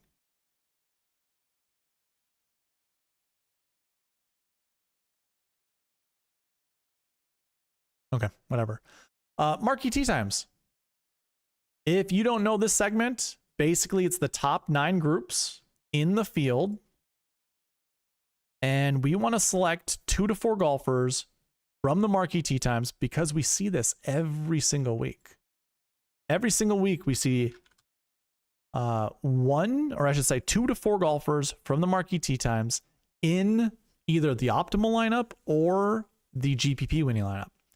And of course, every single week we build the SweetSpot optimal, which up until last week has always taken down the GPP winning lineup for this year, I should say, for this year. So last week didn't work out, but we also learned we need to put a Scotty Scheffler filter on everything, including the buckets that his opponents are in. We need to filter those golfers out. Anyways, so we want to find 2 to 4 golfers, 2 to 4, from the Marquee Tee Times to build our lineups around. We want to anchor around some of these golfers. Now, again, well, I should say this.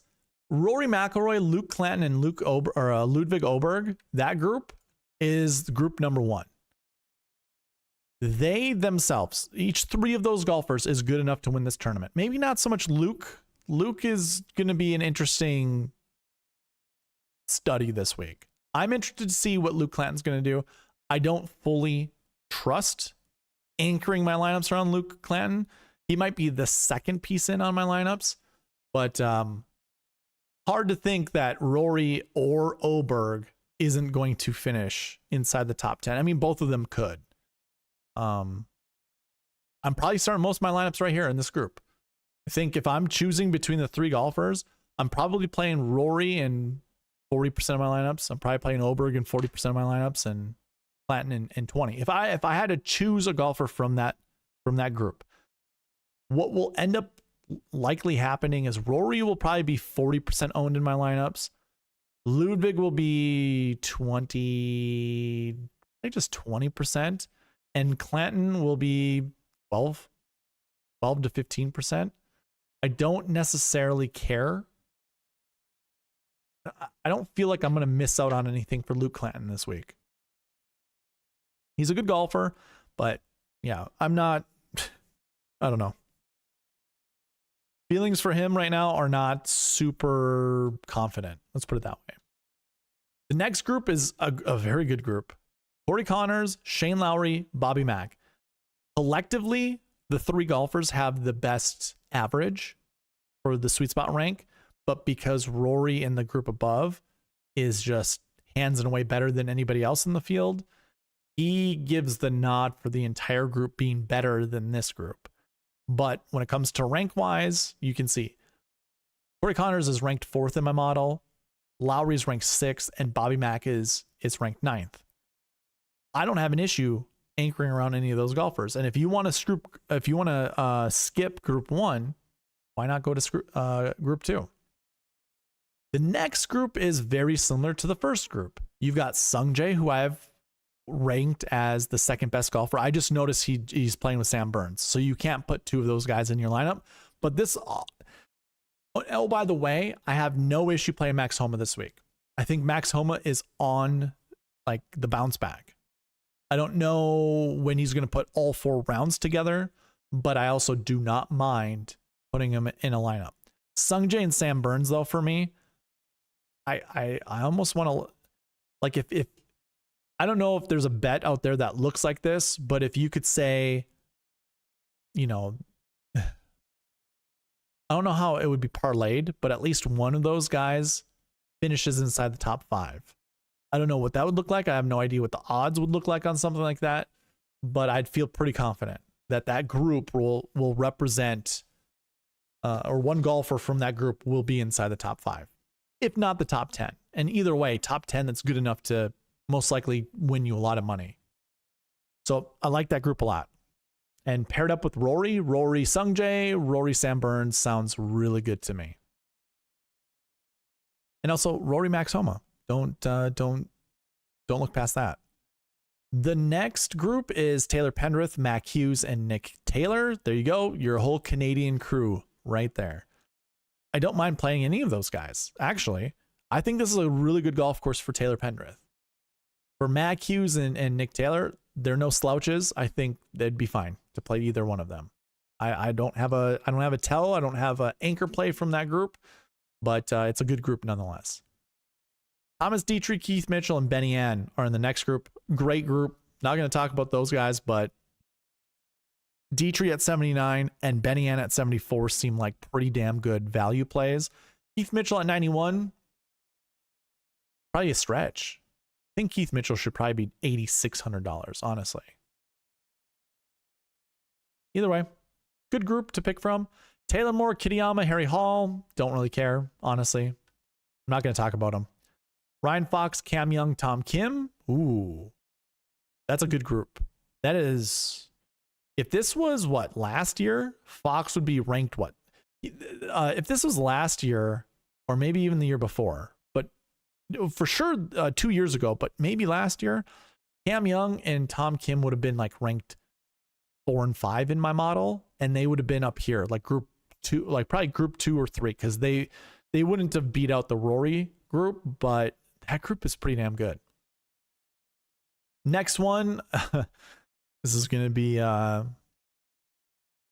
funny to say, but it's a bunch of has-beens. Wyndham Clark, Justin Rose, and Adam Hadwin. Journeyman that, I mean, Wyndham Clark is still young, but his game seems really old. Just doesn't have anything good going right now. 8,600. See, that's where Keith Mitchell should be, is 8,600. Wyndham Clark should be 9,100. But that's just how bad Wyndham Clark has been playing. I have my eyes on Wyndham Clark this week. I think I'd rather play him this week than next week. And he might be $7,000 next week. I'd still rather play him here at 8,600 than $7,000 next week. People are going to give him the US Open bump. I think the US Open's too hard of a golf course for him right now. I would much rather him play well here at the Canadian. I think it's just going to be easier for him this week. And then our last group is Gary Woodland, Lee Hodges, and Davis Riley. Don't really want to talk about them either. So we're going to get into lineup building. And these are your golfers. I want you to select 2 to 4 golfers. They're not paired up. Do not pair them up. And we're going to build lineups with these golfers.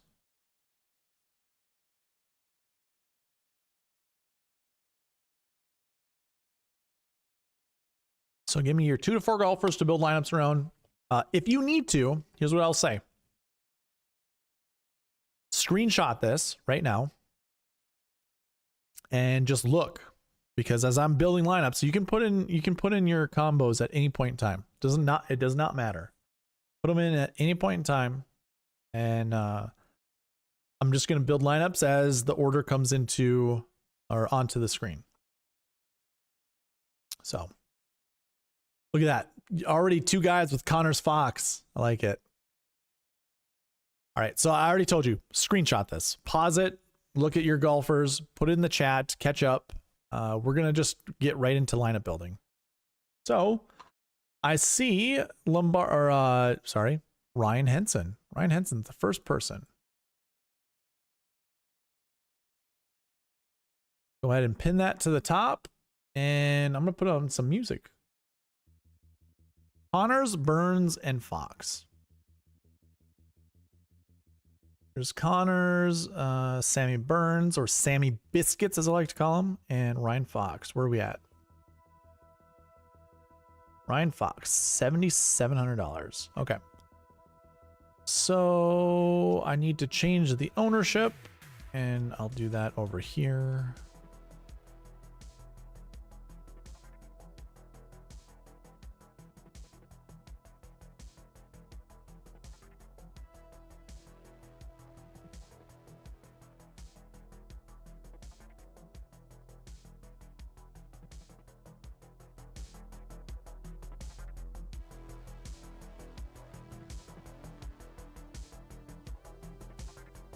Oh yeah, by the way, last week,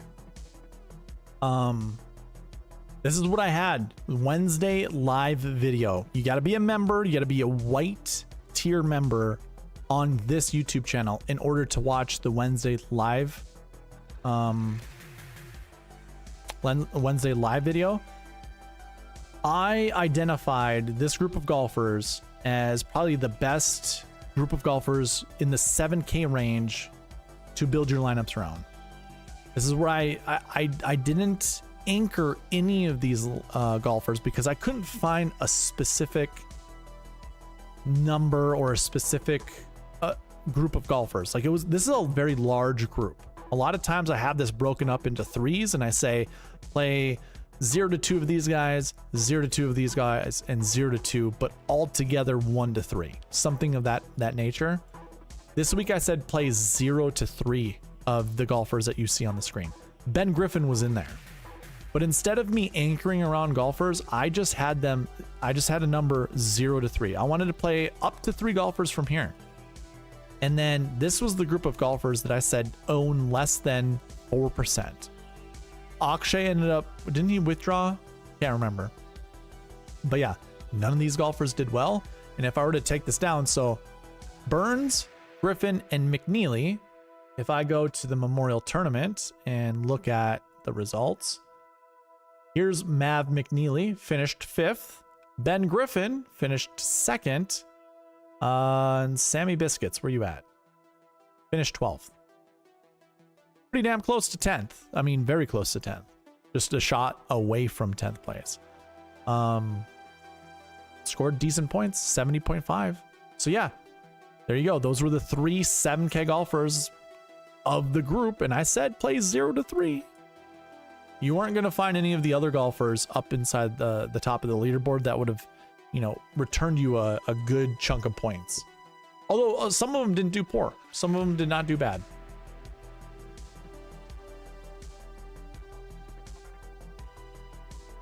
Ooh. Well, cracks there. Dang. Yes, as Wheels Up said, I forgot to mention this. 25 likes. If the stream gets up to 25 likes, I will give away 5 memberships.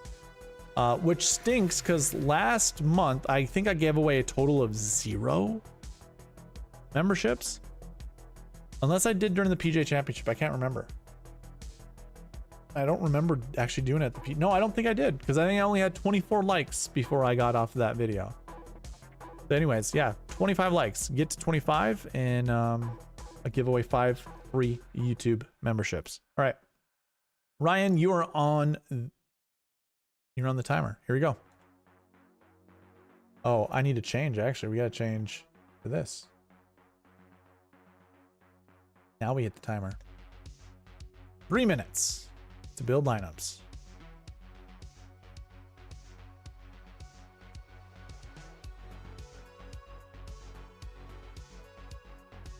Corey Connors, Sam Burns, Dietrich, Fox, Hisatsune, and Patrick Rogers. I don't hate it.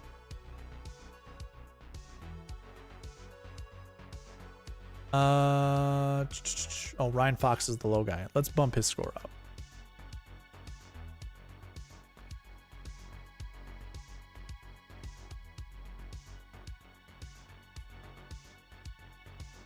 And now Patrick Rogers will get the boot. Now the next lineup is a 10-9-8, 7-7-6. Connors, Burns, Clark, Ryan Fox, Hisatsune, and Mateo Manacero. Interesting. What's going on, John? Let's see. Am I able to get white tier on SweetSpotDFS on YouTube so I can watch tomorrow because I won the monthly last week? I just want to know. Okay, actually, you just mentioned something. I'll come back to this, but I want you all to see this. I'm going to link the video in the chat. So, John reached out to me last week. He did win the monthly membership, and I didn't know the exact details, but I found out. I linked it in the email I sent John. So let me find.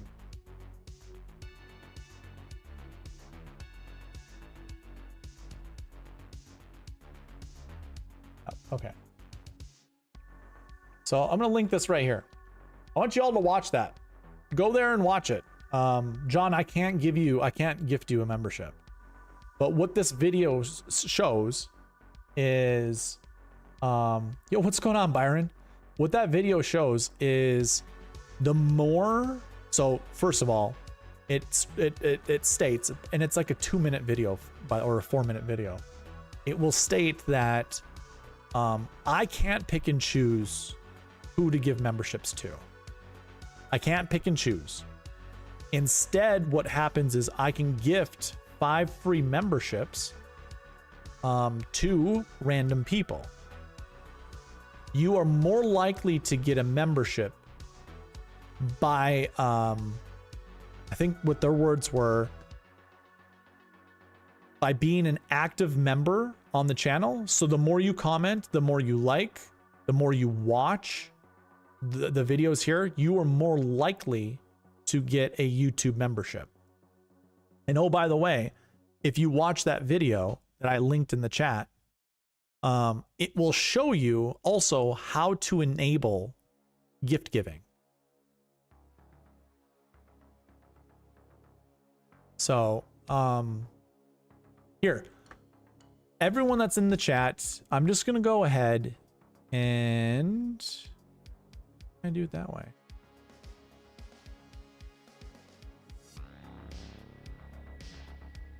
Actually, got to pull up. Stupid.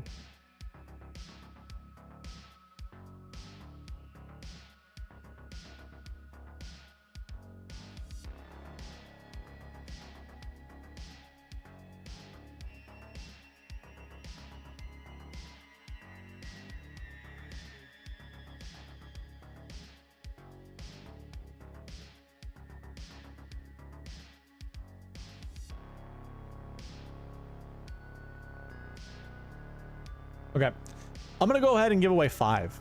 It's fine. We didn't reach the, we're not reaching the like goals, but I'm gonna give away 5. You're gonna see something at the top of the board up there. Drill down on the member, like this, what you're gonna see, the little gift thing, and just double check, because if you click on that, there'll be a little slider bar that says enable gifts. So here, I'm gonna give away 5 right now.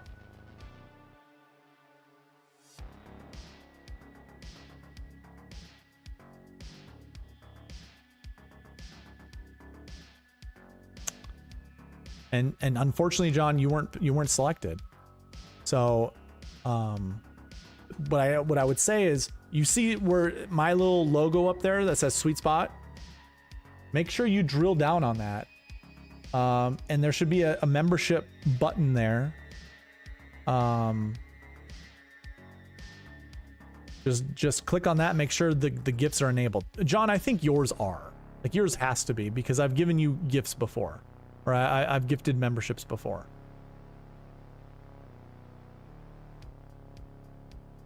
But anyways, okay. I'm gonna go ahead and put that timer back on the screen. We got caught up with the memberships. And I'm sorry, John. I just can't. I can't pick and choose.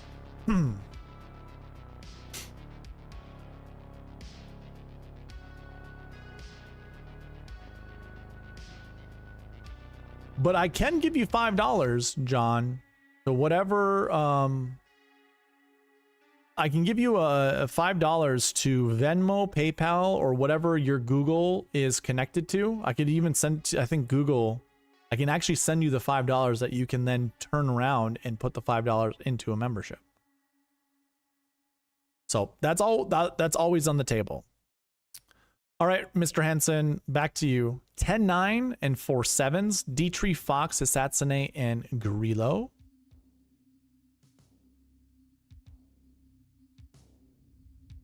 Connors, Burns, Dietrich, Fox, Hisatsune, and Slinda. John, I actually thought you'd be picked because you are here talking a lot. So just shows again.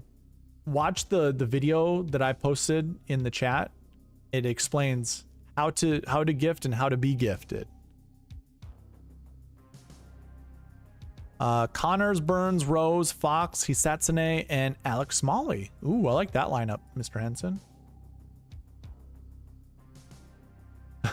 You don't have any of them? You'll just save up for a Sweet Spot shirt? Okay. Hey, and I mean, if we can get 25 likes, like, I will always give away memberships once we reach the like goal. We just got to get to the like goal. And if you can help with that, then all the better. All the better. Here's a good lineup, Mr. Henson. Connors, Burns, Dietrich, Fox, Hisatsune, and Carl Phillips. And wheels up, man. I appreciate you. YouTube growth is hard. You're absolutely right. Connors, Burns, Dietrich, Fox, Hisatsune, and Andrew Putnam. Ooh, I like that lineup. Connors, Burns, Clark, Fox, Hisatsune, and Adam Schenk.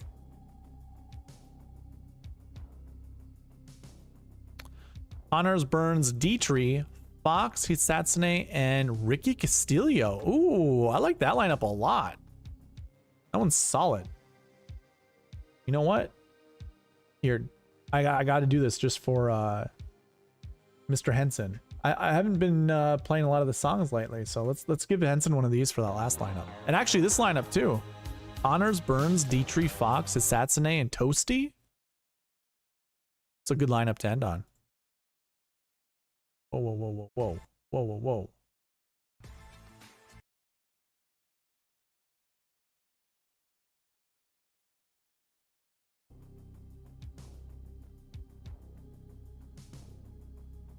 Pretty good, Mr. Henson. Pretty good. I like those lineups.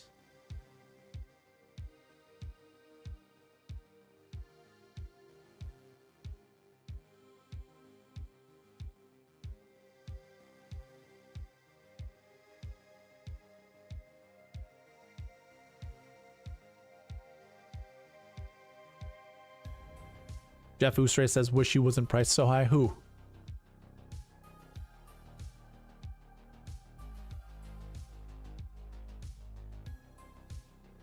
AJ Love says here. He's already ready.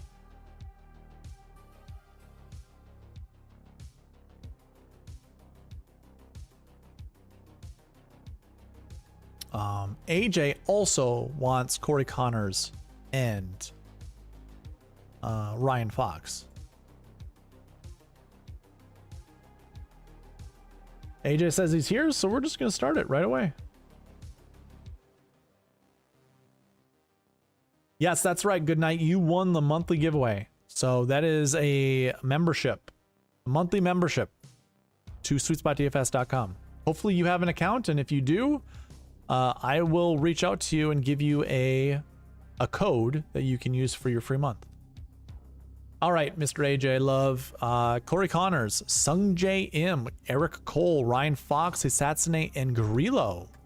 I don't mind playing Grillo this week. This is actually a pretty good golf course for Grillo. Connors M, Rose, Fox, Hisatsune, Eric Van Rooyen. Love that lineup also.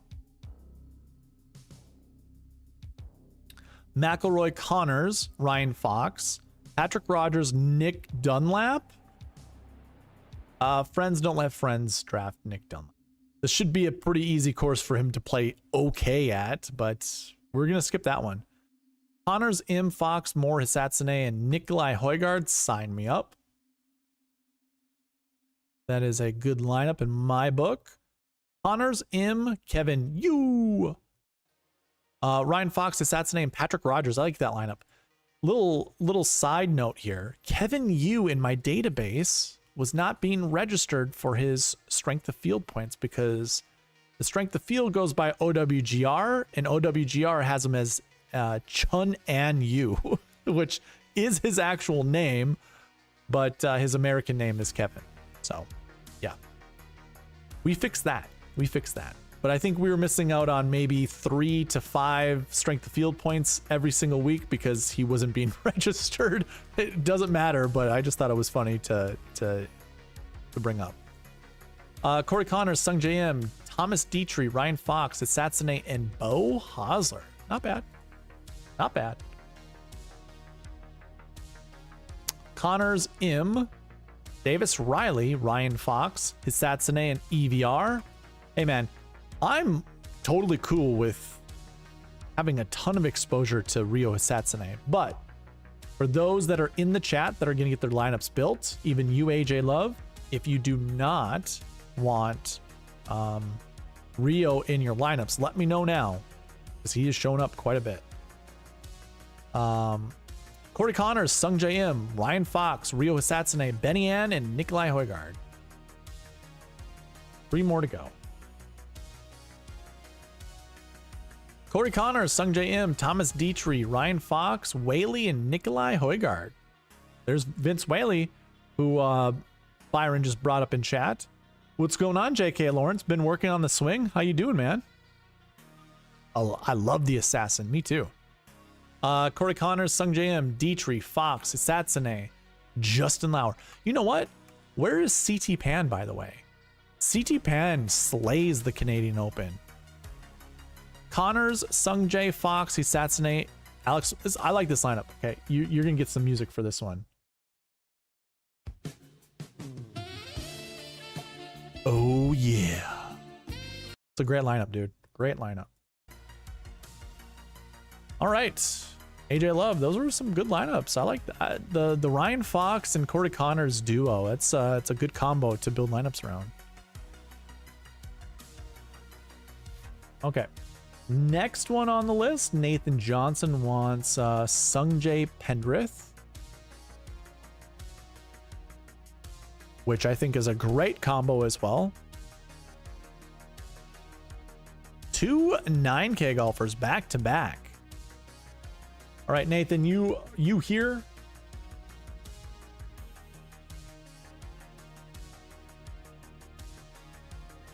Thanks, JK. Appreciate you being here. I honestly thought you unsubscribed and just gave up SweetSpot DFS.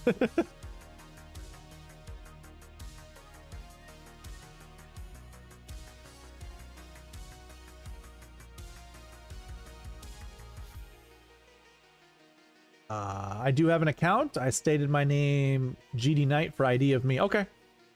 I will email you whatever email you provided, and I will give you that monthly code. Actually, you know what? Actually, good night. Do you want me to, do you just want me to activate the month for you, or do you want to put in the code at your own time? You can use the code whenever. Never, just busy. I understand. I've been slacking on the website that I built, adding the filters that Byron gave me crap about before. Which were always going to be a part of the website. I was always going to have them. By the way, Byron, since you're here, since I have you, and anybody who just wants to nerd out about this stuff, I want to know if you know how to do something. I'm going to bring up this is my Power BI. Byron, pay attention. Hey, pay attention. Okay, I have a test page. This is just grass stats, and it should update whenever I pick on the grass stats. Now, here's the thing. Man, I wish I could zoom in. Oh my gosh, I cannot zoom in for you to see all the stats here on the right. Here, I'll bring up my database. Nathan, I'll get back to you. I'm so sorry. We're nerding out right now. This is the behind the scenes of SweetSpotDFS.com.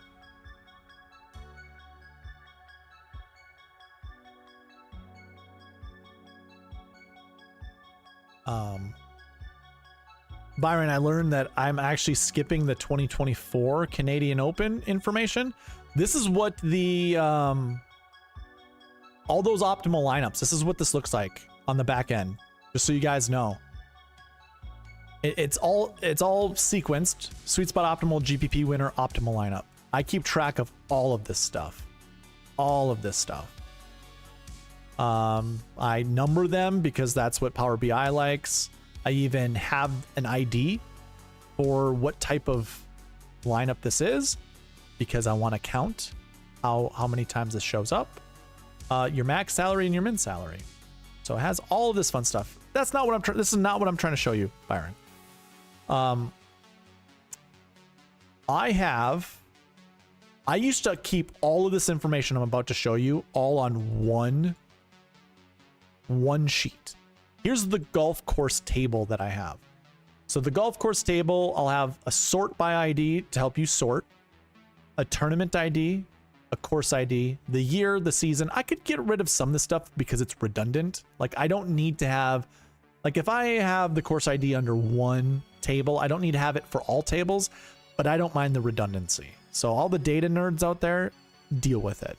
I like redundancy. I'm going to have redundancy in my database. I don't have enough data to slow down my website yet, so we're gonna be redundant. But golf course, facility, tournament name, state, year built, renovation information, stimp meter. Sometimes I have it, sometimes I don't. And then everything else is from the GCSAA, renovation architects, all that good stuff. Here's the fun stuff. Grass stats. I don't know if you have this in your database. I think you do, right, Byron? But I have the specific grass types because I want to keep track of the specific strain of each of the grasses. So I have each specific grain of grass recorded. This is my grass master. And then I have a grass summary to show you Tea Grass 1, Tea Grass 2, you know, because sometimes they're mixed, like POA and Rye. Where are we right now? We're at TPC Toronto. So we have on the tee box, we have bent grass and POA. Fairway, we have bent grass and POA. Rough, we only have Kentucky Blue. And then greens, we have bent grass and POA. So, and if this was overseeded, the summary would show the overseed grass. So I have 2 grass fields for each grass type, or, you know, in the summary. So in order to make this work out, Byron, have you learned to create slicers? Gosh, I wish I could zoom. Oh, I can. Look at this. Look at this. I can zoom in. Have you learned to create slicers? So these are their own tables, and it's I just call this grass green slicer. It's just however I named it. And basically it's looking at my summary table for green grass 1, green grass 2, and green grass 3, and then matching it to the new field that I'm creating called X greens. Oh, it's matching in the summary. So you have to go create. Here, I'll show you what that looks like. If I go to, where is it? Summary, grass summary. I have 4 new fields right down here. Yeah, you can't really see it, but it's up here. So you're combining the values of whatever fields that you have in your table with a delimiter. So this little delimiter here, it's a combined values function. Again, I'm creating a measure, or it's actually just a column. You create a new column. It's not a measure. You create a new column, and it's the grass. And then I named this X fairway. But then I have a slicer table, a table that is for the slicers. And you can see X fairway. The new field in this table, because you have to create a table, so you need to put a formula in this table. That's what's creating the selection key and then the fairway key. And then you got to come into here, and you know all this fun stuff, right? You got to map them to each of the, you know, so I have a slicer table. So the XT is connected to the XTs of this. And all of that fun stuff allows you to create this slicer right here. It says select golfer, but it's not select golfer. This is the green grass. So we all know Memorial Tournament is bent grass, right? Well, what if I choose Bermuda? Disappears. It only shows the Bermuda grass. Bent grass. Paspalum. Hoa. And also at some point in time, I'll provide like maybe a new page that will show you the exact specific grass strains.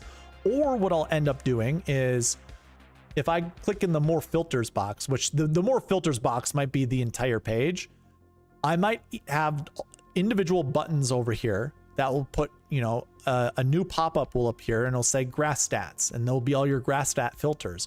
You could either go by the summary of the grass stats, or you can put in the specific strain. So that's where my brain goes when wanting to create all these things. And I'm sorry, Byron, I wasn't even looking at the chat when I was explaining all that stuff. So let me find it. It's buried under all the things I just brought up.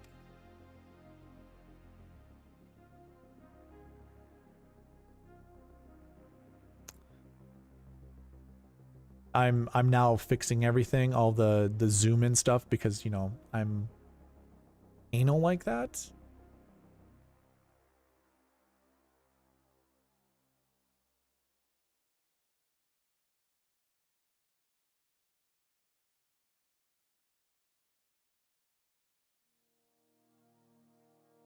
Okay, what did I miss? Show quote grass is fun.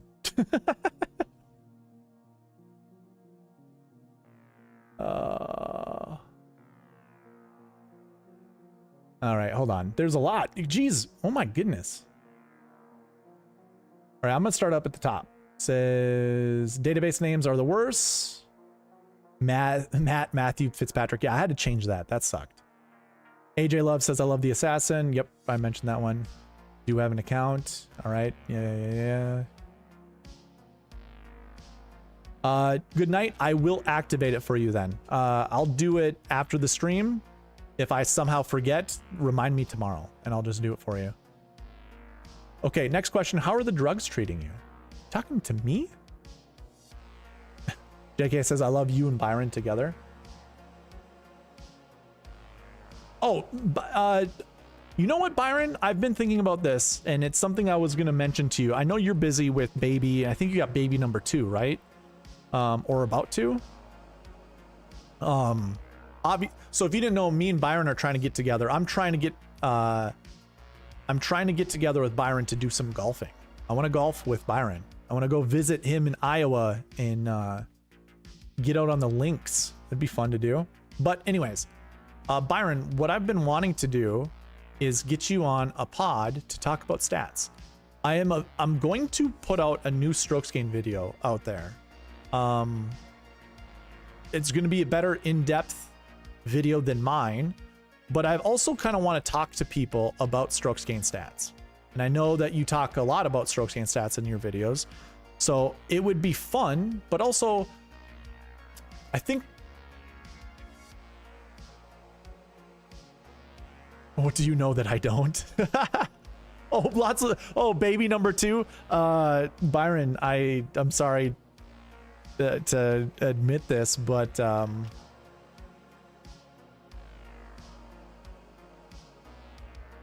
I'm kidding, dude. I thought maybe I'm mixing you up with Josh Swish. He has baby number 2. Anyways, I think it was because you have, baby 1 was taking up so much time. I just remember in the beginning of the season, you and I were talking about maybe doing pods together, stuff like that, and just not having the time because of the baby. But anyways, Yeah, no, I've been wanting to, like, a Sunday night stream would work for me if it would work for you. So it would be fun, and we could just talk shop. Basically, we could talk on the research shows, going over everything, pick each other's brains, stuff like that. But anyways, I've always I want to do the strokes gain video, and then I want to get a bunch of people together and just talk about it, not all at once, just each individual. Like, hey, did you watch the video? What did you think about it? What are some things that we can talk about? You know, that kind of stuff. But anyways, just my thoughts. Nathan, are you still in the chat?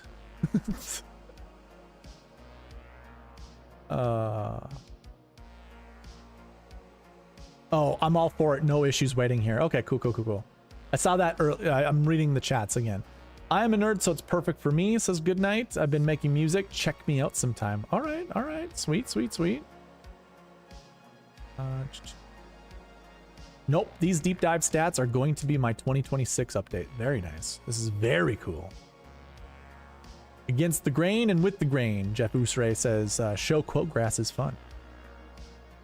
Slicers and app sheet, LOL. I don't know. Wheels up, thanks for the heads up. Oh yeah, about the win. This is the next level. Byron, are you taking notes? Anyone know if any golfer has any course history here? I guess Taylor Pendrith has played an event. I don't remember which one, the Challenge Tour or something like that, where he finished second next to some other jabroni. I don't remember. Wake up, we have a final exam here. I use PGA Tour site and look up past 2-3 years of how well they do over 4 rounds. Okay. Darbo, are you building such a cool... You are building such a cool tool, my brother. Thanks, man. Maybe you smoke grass. Yeah, if we do golf, we should record it. That'd be fun. Sweet, Byron. Sounds good. Oh yeah, couldn't miss the nerdy stuff. All right, we're back. We are back. Wow. Ma, the meatloaf! Fuck! All right, here we go.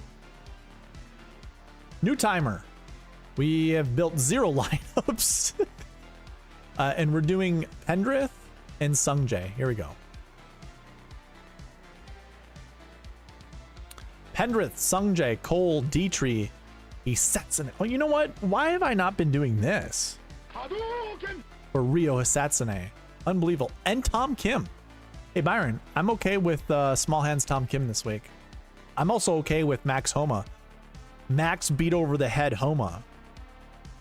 He was brain dead for a while. He might be back. Pendrith, M, Cole, Fox, Hisatsune, and Smalley. Love it. Oh yeah, by the way, Nathan, if you don't want me to put as much Rio in these lineups, let me know, and I'll kick him out. Isaiah Salinda is the only one added to this one. That's pretty good, though. I don't mind it.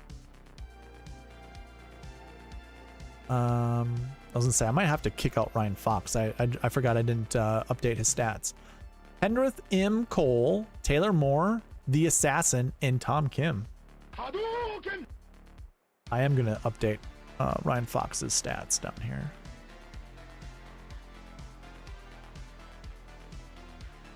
Don't forget to film the cart, girl.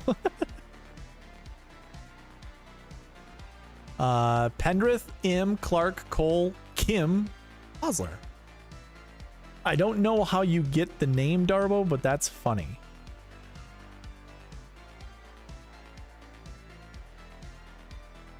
I'm good with Rio unless it's all 10. Okay, sounds good. And it's not all 10 because Rio does not show up right here.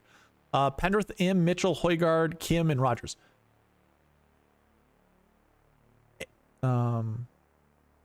Maximum Homa. See, I'm okay with Max this week. When you were all on him the other week, he did have that one good round, but then he blew up. He exploded.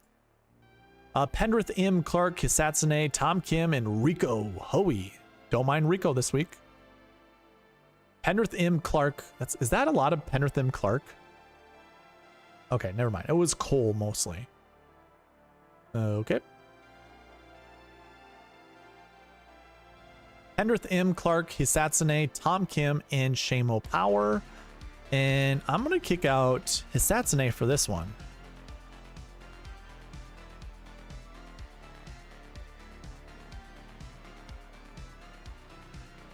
Oh, we got 19 likes. We're almost to 25. Hendrith M, Hall, Højgaard, Tom Kim, and Emiliano Grillo. Do I like 3 9Ks this week? I don't think I do. We're going to build a different one. But if you like that lineup, by all means, use it. Oh, I just saved it, but we'll do another one. Penrith M, Clark, Cole, Tom Kim. No, Charlie Hoffman. Charlie Hoffman's back is still broken. Don't play him with any confidence. Rosner, don't play with confidence, but we're actually going to save that one.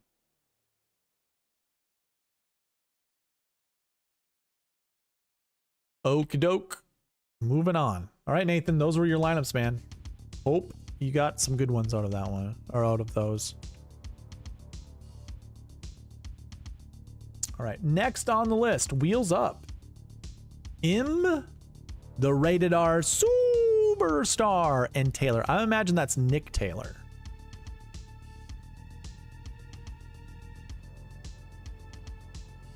Nick Taylor. And I imagine Suber is what, 65, 66? Where's our boy Suber at? There he is, Jack 64. Okay.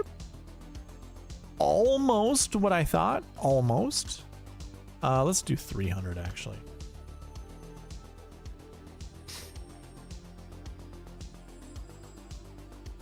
All right, timer is on the screen. Yeah, good night.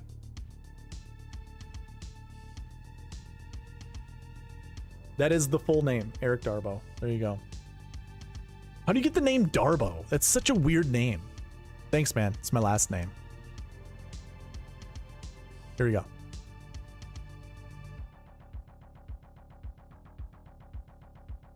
Oh, Taylor Pendrith. Okay. My bad. I didn't know.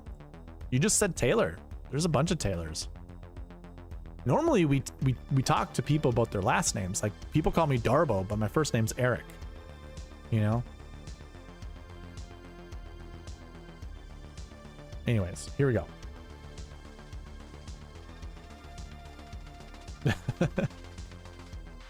First lineup is Corey Connors, Pendrith, Sung J M, Tom Kim, Patrick Rogers, and Jackson Suber.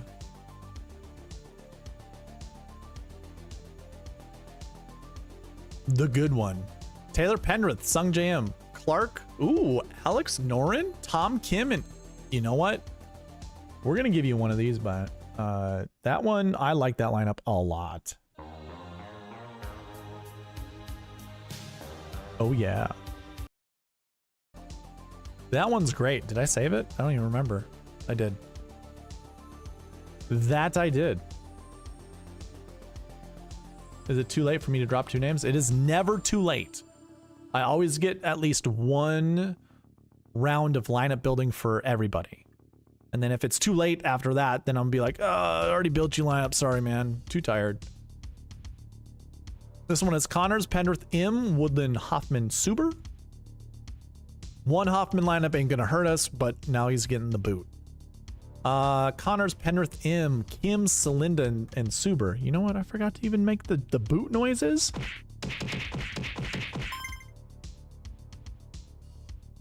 That's me button mashing, by the way. That's not a soundboard. Sorry. If that blew out your eardrums, my bad. Connors, Penrith, M, Hisatsune, Lauer, and Suber. By the way, if you don't know why I say Jackson or Rated R Superstar, you need to give your head a shake. That is Edge. WWE, WWF, Edge, the Rated R Superstar. But we call Jackson the Rated R Superstar. This lineup is really sexy, by the way. The one that's on the screen right now. So you know what? You get one of these.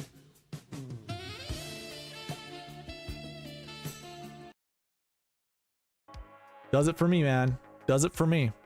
Oh, the mustache man. We're going to add Chandler Phillips to the mix. Hell yeah, dude. Now, wheels up. Do you like Corey Connors that much? I mean, these lineups are pretty solid.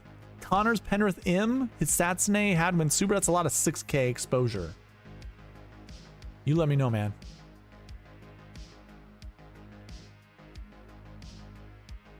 That's right. He sure did. You finally got to say or see Lita's boobs, or a boob, I should say. It was fantastic. Very curious how this turns out.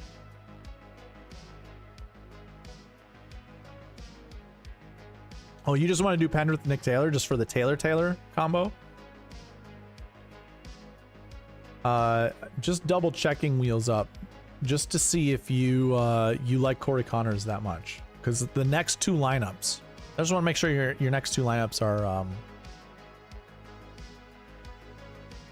next one lineup, sorry, your next lineup, your last lineup, Connors is good. Okay, coo. Oh, we bring in Dumpy Bow. Okay, that's all right. I'm cool with that. All right, man. It's a lot of Corey Connors. All but one lineup started with Corey. So basically, we had four guys that we were anchoring around: Corey, Penrith, Im, and Suber. That's basically it was a core of four, which honestly, I've said this for forever and I'll continue to say it. It's the best way to try to hit the optimal lineup is to get very narrow with your selections. So if you use any of those, good luck. Let us know how it goes. Actually, anybody, if a lineup from on stream, I should actually add this. If a lineup from stream wins a GPP, well, first of all, not that I'm a huge voice or whatever on YouTube or on Twitter, but I'll definitely shout your name off the rooftops of X/Twitter world and YouTube. I wonder, what should we do? It's not like me adding money to the pot is ever going to... You know what? No.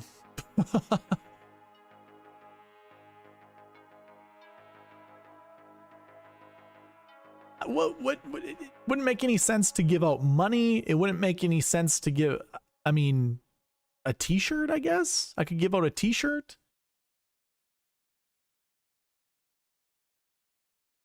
Got some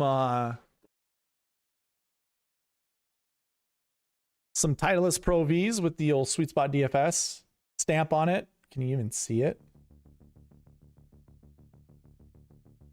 Nope, you can't. But it says SweetSpot DFS. Pro V1Xs. I also have Pro Vs downstairs that have the stamp on it. I don't know. I feel like giving away something, but it wouldn't make any sense. If you want a GPP, you got all the money in the world. You don't need anything from me. Ooh, you know what? I'll make a page on each of the YouTube videos. I should, yeah. It'll be something like, instead of the thank you message popping up, I'll just hit something that says the Hall of Fame, SweetSpot DFS Hall of Fame. That's what I'll do. That's what I'm going to do. That sounds so cool. Any lineup built on stream, you will be a part of the SweetSpot DFS Hall of Fame. Brand deal. Yeah, I could also send out a shirt. I got no issue sending out a shirt. That'd be cool too. Okay. Anyways, wheels up. Those are your lineups. And on to Lombardi Lee, Sam Burns, and Harry Hall.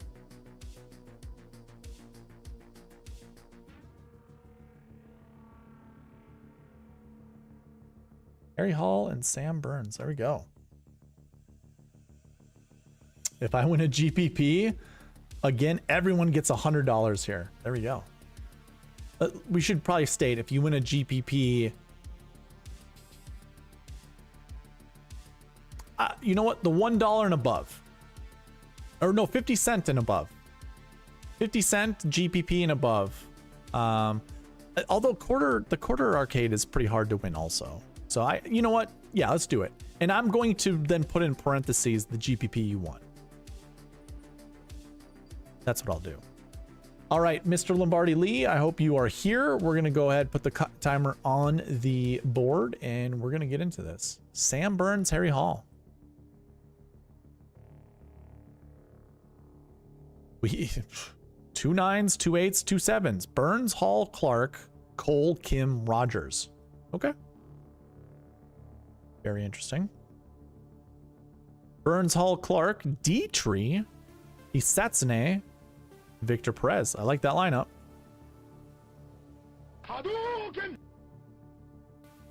We switch out. Who was the last guy? Perez with Bo Hosler. We keep the same 5. Now I'm broke again. Burns, Hall, Clark, Cole, Kim, Grillo. Okay. We're getting a lot of the 9988. So if you like your balanced builds, this is for you. Ooh, I like this lineup. Burns, Hall, Clark, Højgaard, Tom Kim, EVR. There we go.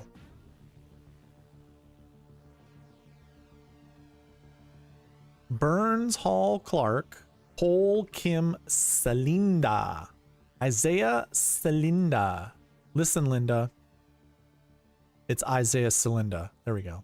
That's the tagline. Sam Burns, Harry Hall, Wyndham Clark, Jake the Knapper, Ryo Hisatsune, and Tom Kim.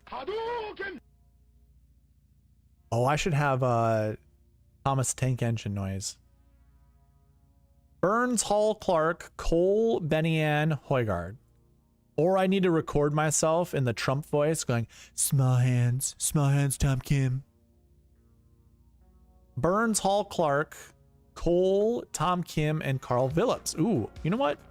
I'll give you one of these because I like that lineup. This lineup is good.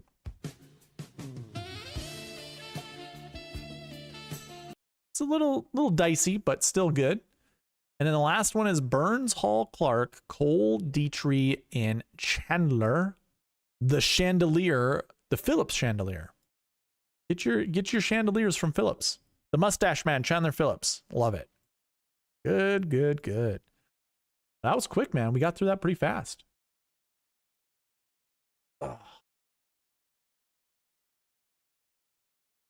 AJ says, my last GPP paid off all my debt. Dude, that's what I'm waiting for. I'm waiting to get that $50,000 win so I can just get rid of my student loans. Holy crap, dude. 8. Those student loans have just, I hate them. I'm an advocate to tell people only go to college if you have to. Do not feel like you have to, because most jobs nowadays do not require you to get a college education, and you save yourself upwards of $40,000 not going to college, and maybe go to a trade school. Although those probably are expensive now too. But back in my day, they were only like $1,200 to $2,000 a year for 1 year of trade school. So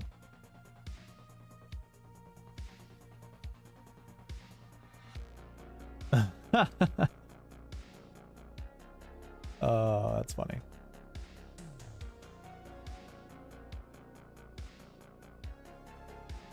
Okay, moving on. It's nice to hear AJ. But hey man, it's all a part of the grind. All part of the grind. The Lombardi Lee, I didn't see him in chat. Hopefully he saw those lineups. Ryan Henson just mentioned like a little shank as well. Not just mentioned, but I missed that. Sorry about that. I don't know if he was in any of those lineups. Was he? Let's see, Ryan was the first lineups that I built. Do we have him here? Oh, there it is. You know what? We'll highlight that one. Ryan is either family or friends with Adam Shank's wife. Aunt? Is that what it is? Is she your aunt for marriage or something like that? It's actually a really good lineup. All right. Tim Tulos, new member, by the way. McIlroy, Burns, and Tom Kim. So you took a page out of what I was talking about. You remembered.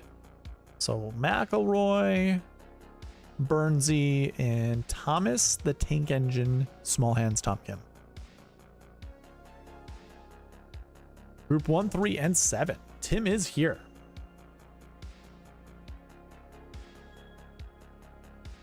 I got a BA as well, wheels up, in golf management that I no longer do, and I work in tech. So you can do whatever you want in this world. You do not have to pay to go to college.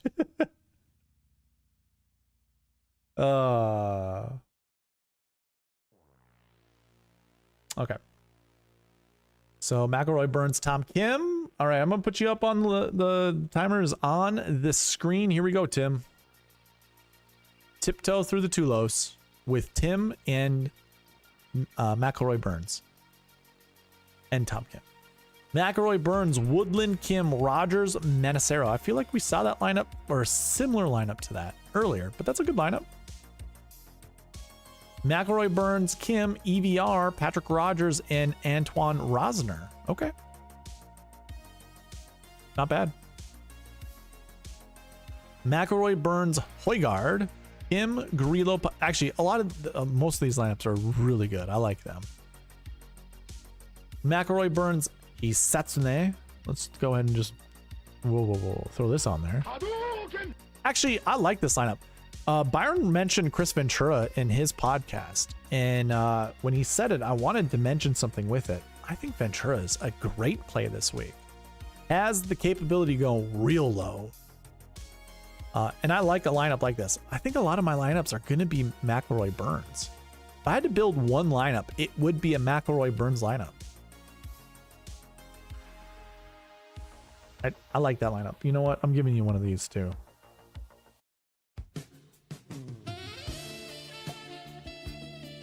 And we replace Chris Ventura with McGravy, Maximum Gravy. But we get McIlroy, Burns, Nikolai Højgaard, Tom Kim, Emiliano Grillo, and Max McGravy. Okay, I don't mind it. McIlroy, Burns, Højgaard, Kim, Grillo, and Steven Fisk. Steven Fisk. Funny name to listen to people pronounce, because a lot of times, for whatever reason, they can't. McIlroy, Burns, Højgaard, Kim, Grillo, and Roy. Kevin Waugh. Avalanche goalie. Rory McIlroy, Sam Burns, Eric Cole, Tom Kim, Patrick Rogers, and Will Chandelier. Hey, another Chandelier. I don't mind it, man. McIlroy, Burns, Hisatsune, Benian, Tom Kim, and another guy Byron mentioned on his podcast, Thomas Rosenmüller. Thomas Rosenmüller hits the ball real far, smacks it out of the ozone layer. I like that lineup a lot. McIlroy, Burns, Hisatsune, Tom Kim, Patrick Rogers, and Takumi Kanaya. I like that lineup too. I want to see one more like this, because this is the route that I think I'm going to take. Will Gordon. Will Gordon's what everyone and their mom is talking about. Will Gordon this week. Sign me up, man. I'm actually going to replace that one with Takumi Kanaya. I like that lineup a lot. That's a, here, I'll give you one of these. Doing it. Grand lineup.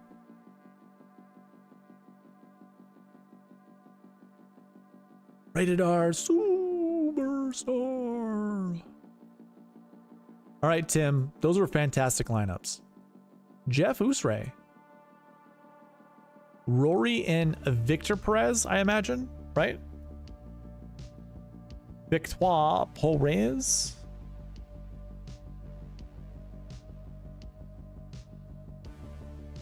I am gonna bump up. I don't think there's another Perez, is there? I don't recall.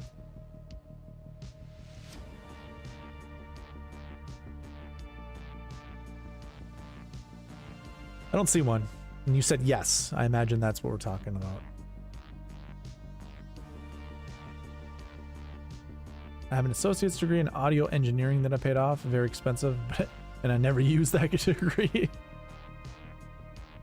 I'm fortunate to utilize my skills, but the psychology field doesn't financially reward me enough to pursue a master's degree. I love my job though. There you go. Yes, it's Victor. As in victory for your lineups this week. Here we go. Timer is on the board.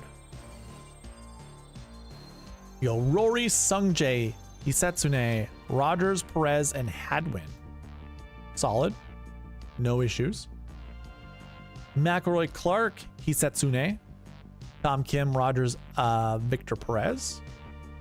Good, another good lineup. These are decent. Do you want that much Wyndham Clark?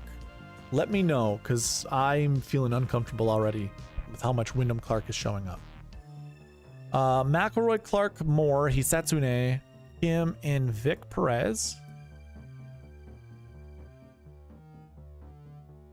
McIlroy, Clark, Hisetsune, Cam Young, Benny Ann, and Victor Perez.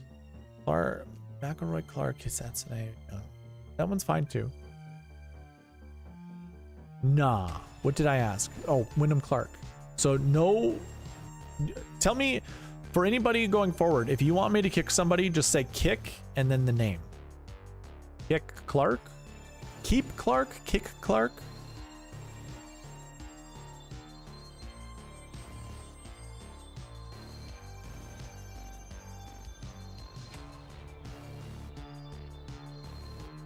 I'm gonna, I know there's a little bit of a delay between you and I'm just gonna kick him out. I think that's what you mean.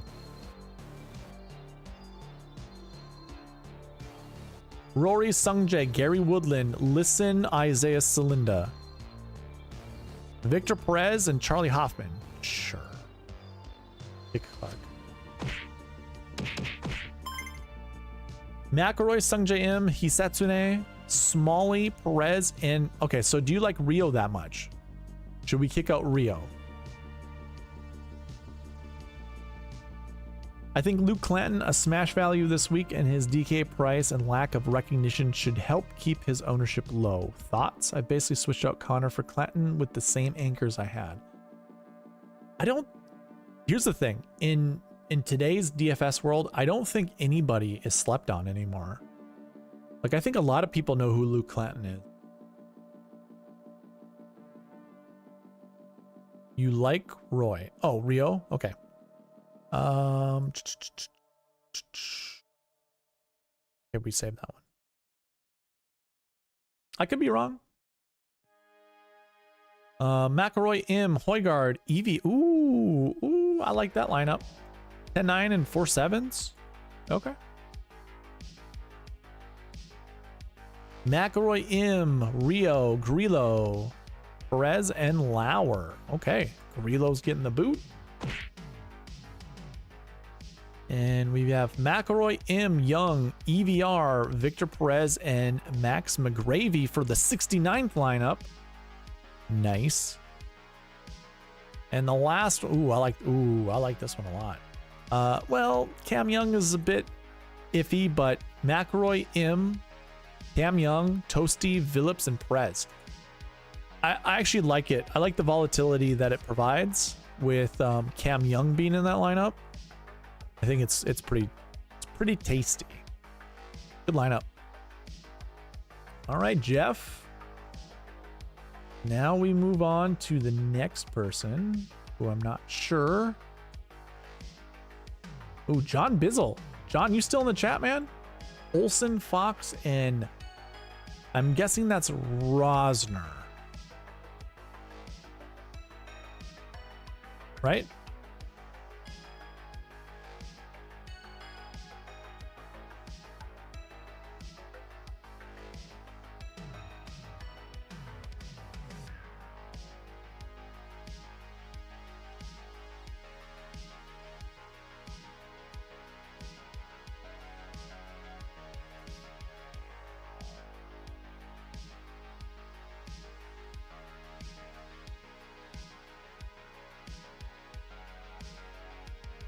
Can I change my lineup? Yeah, go ahead.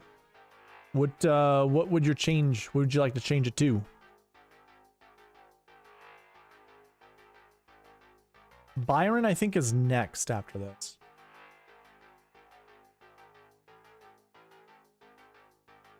What was Ludwig's price when he debuted here? He finished 25th in 2022, I think, right?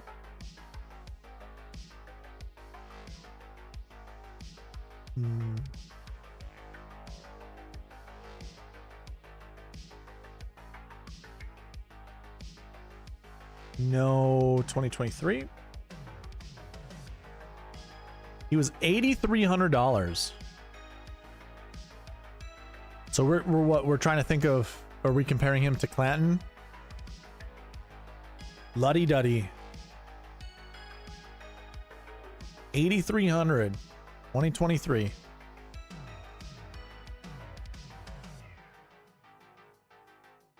Curious him versus Clanton.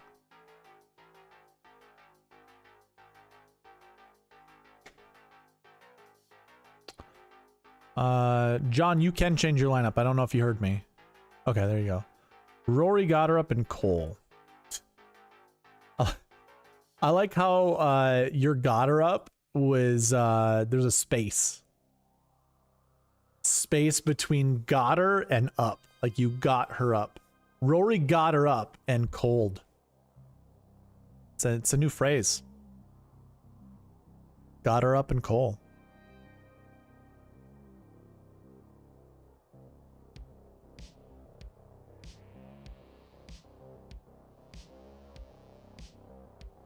Eric Cole. I have no idea where Got Her Up is. 83. Okay. Oh, that's right. It was Bramlett and who? Bramlett and Springer were add-ons. They were quick adds, I should say. So we have an 11 and 2 8s. This will make lineup building interesting. I'm moving around, LOL. All right. We have timer on the screen. Here we go.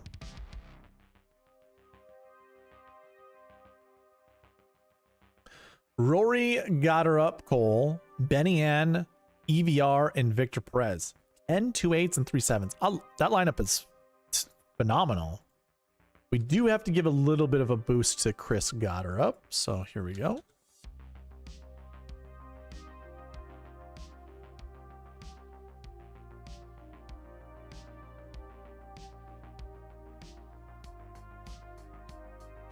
McElroy got her up, Cole, Dietrich Perez, and Hayden Springer. 10, 2 8s, 2 7s, and a 6. Ooh, I like this lineup a lot. Here, you get one of these.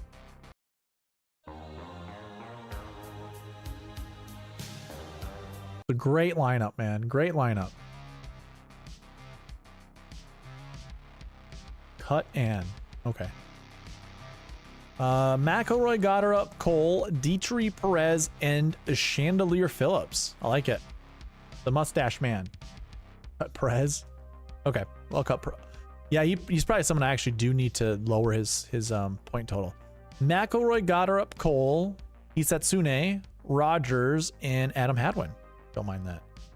All right, where is... Yeah, Perez has a little bit of a boost, so we'll cut his... number down. Is there anyone down here? No. Okay.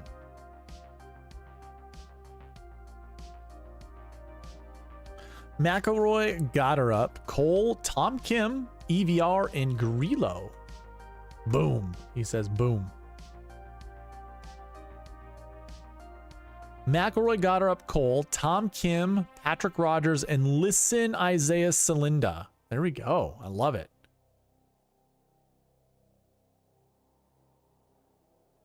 Maybe it should be Isaiah Listen Salinda. Nah, I like Listen Isaiah Salinda.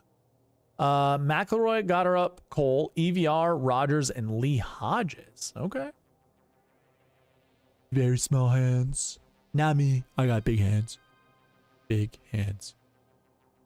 McElroy got her up, Cole, Tom Kim, EVR, and Carl Phillips. That's a really good lineup too, man.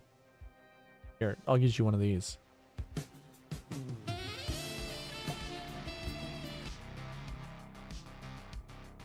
McElroy got, yeah, we're not doing Charlie Hoffman. Why, dude? Ooh, Charlie Hoffman showing up that much? No thanks. McElroy got her up, Cole, Tom Kim, EVR, and Andrew Putnam. All right, dude. These lineups are pretty awesome. Two Patricks. Do two Patricks make a right? We got a 10, 2 8s, 2 7s, and a 6. I like this lineup. McElroy got her up, Cole, Woodland, Rogers, and Patrick Fishburne. You know what? I said at the beginning of the show, I had said that the first thing that came to mind when I saw wide fairways and big greens was Matt McCarty. That was a tournament that Patrick Fishburne was doing really well until he went like 4 over or 6 over his last 7 holes, something like that, last 8 holes. I was watching him play and don't know what the hell happened. It almost seemed like he just lost interest because it wasn't that he was struggling. He was chomping on that gum like a fucking cow, just like nothing fazed him, like it wasn't a big deal. So that's what makes me feel like he kind of gave up, but he was playing well, playing some good golf. Byron Lindeque, are you in the chat? Or are you doing some kind of responsible thing or something? I'm just going to double check to see if I didn't miss anybody. I don't think I did. John. Okay, yeah. Went from John. Yeah, we're caught up now. So John to Byron. I think there's only one person left after that, right?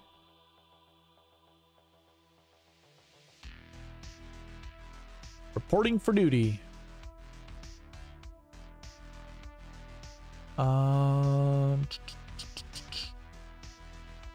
Who was it that just asked me to put a lineup in? If it wasn't too late. So much. Oh, it was good night. Pendrith and Nick Taylor. The Taylor combo. All right. So Pendrith. Oh, you want Goddard up too, huh? Pendrith. Got her up. So I'm gonna have to bump his score up again. And Vincent Whaley. I'm also gonna have to bump his score up. There he is. By the way, Byron, how do you like making the database update from Vincent Whaley to Vince Whaley? That's always fun, isn't it? Those updates I hate the most. You gotta change one freaking letter. Vince and Vincent to make all the data line up. Waiting my turn? Okay. All right, Byron, here we go, man. Timer is on the screen. Working on baby number 3. Alexander Noren. Huh? What about, oh, Alexander Noren. Oh yeah, Alex Noren. Yeah, I made that update too. Bobby Mack, Taylor Pendrith, Chris Goddard, Cam Young, Vince Whaley, and Patrick Rogers. I don't hate that, Byron. I don't hate that. Some people don't like Patrick Rogers. I think that's a value play at this event. Pendrith, M, Goddard, Fox, Hubbard, Vince Whaley. Okay, okay. Don't hate it. Pendrith, M, Goddard, Fox, Whaley, and Castillo. I think you were talking about Castillo earlier. It's a solid lineup. I don't think you're gonna get any 10K golfers, and I don't think you really care to. I think it's impossible, right? Too expensive. Yeah, definitely.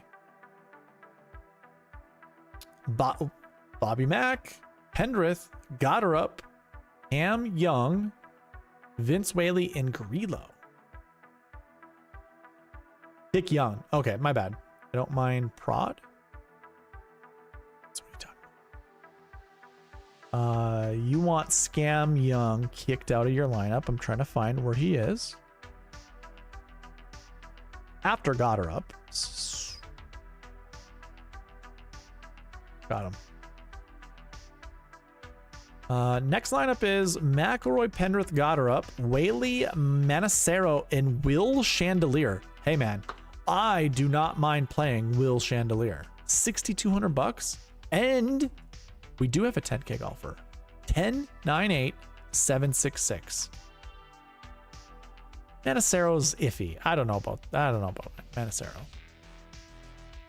Bobby Mack, Penrith, Gotterup, Maddie Schmid, or Maudie, sorry, Maudie Schmid. Benny Ann, Vincent Whaley. Okay. Don't hate it. Connors, Penrith, Gotterup, Ryan Fox, Vince Whaley, and Antoine Rosner.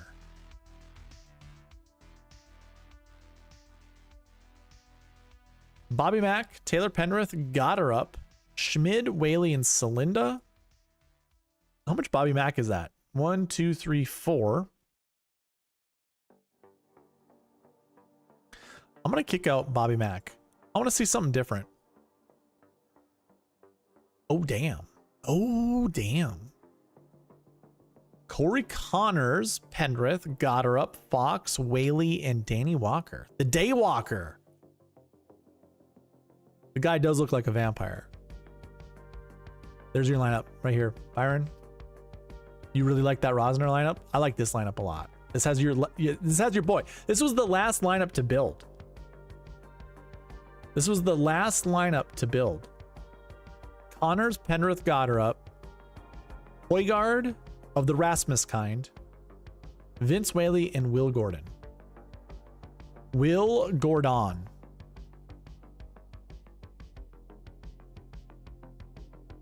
The Will Gordon Blue School. That's pretty good. That's pretty good. It's pretty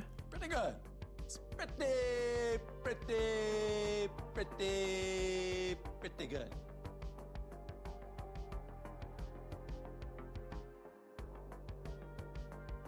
New shirt, don't hate it. AJ, I've had this shirt for forever. What are you talking about? This is one of the 3 shirts that I got. By the way, I intend on putting those shirts into the shop. I have a shop on the site that I have not yet set up.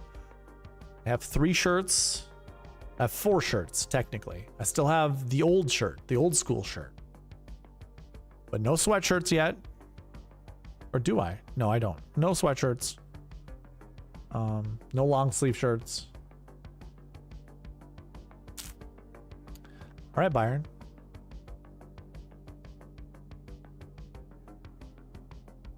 I really like this lineup.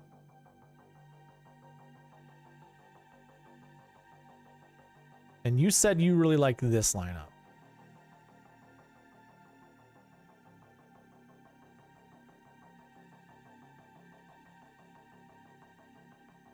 I almost feel like challenging you with your own lineups.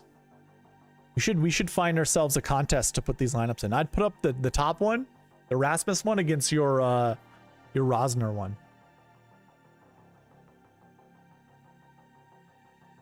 You are welcome. New idea for a shirt, don't hate it.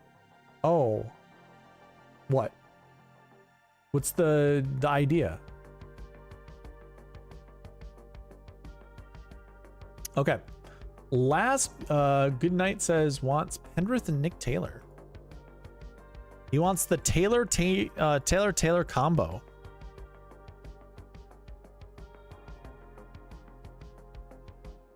You can't. You can't do the Taylor combo. Come on, man.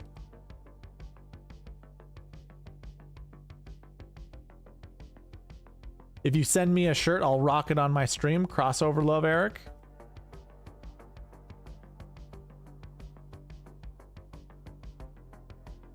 I guess I don't mind that. I don't hate it.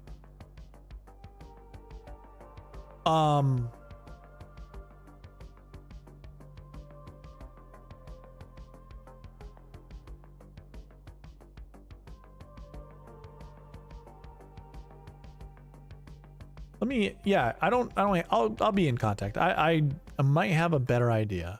We'll see.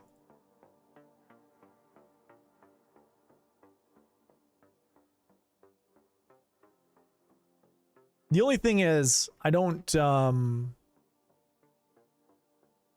never mind.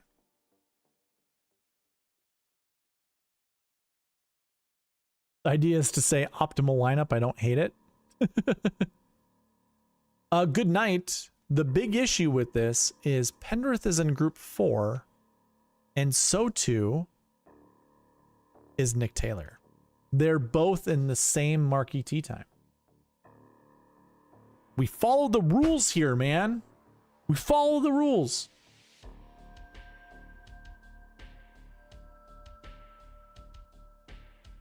There you go, AJ. Appreciate you, man.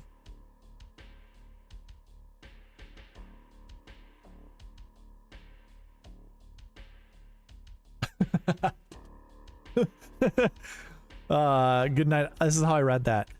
Then switch out Nick Taylor for Marty Schmid. Gosh.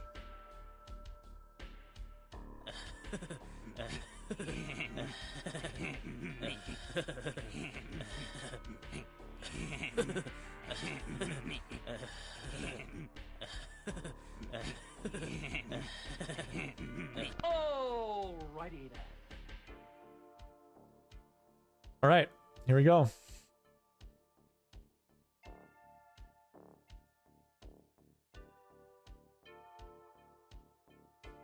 First lineup: Taylor Pendrith, Sung J M, Kurt Kitayama, Rio Setsu, Marty Schmid, and Tom Kim.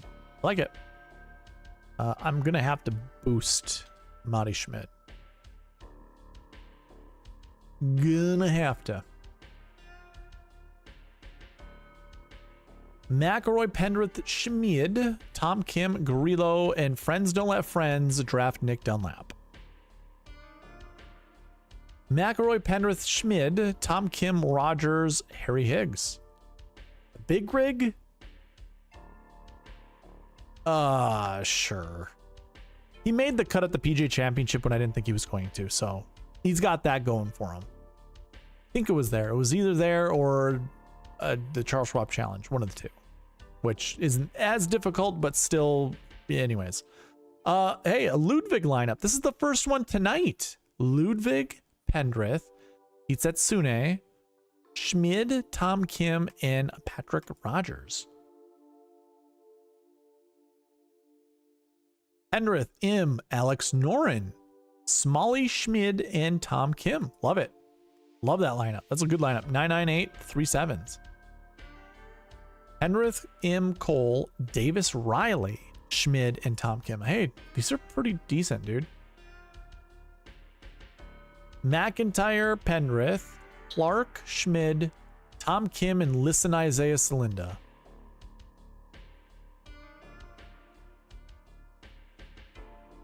McIntyre, Pendrith. Wait a minute. Did anything even change? I don't think so.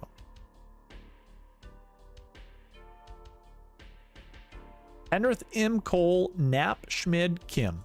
That one's solid. The Knappers in there.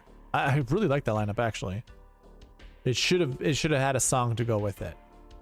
Lowry, Pendrith, Clark, Schmid, Tom Kim, and Carl Phillips. I'll play a song for this one though. This one's good too.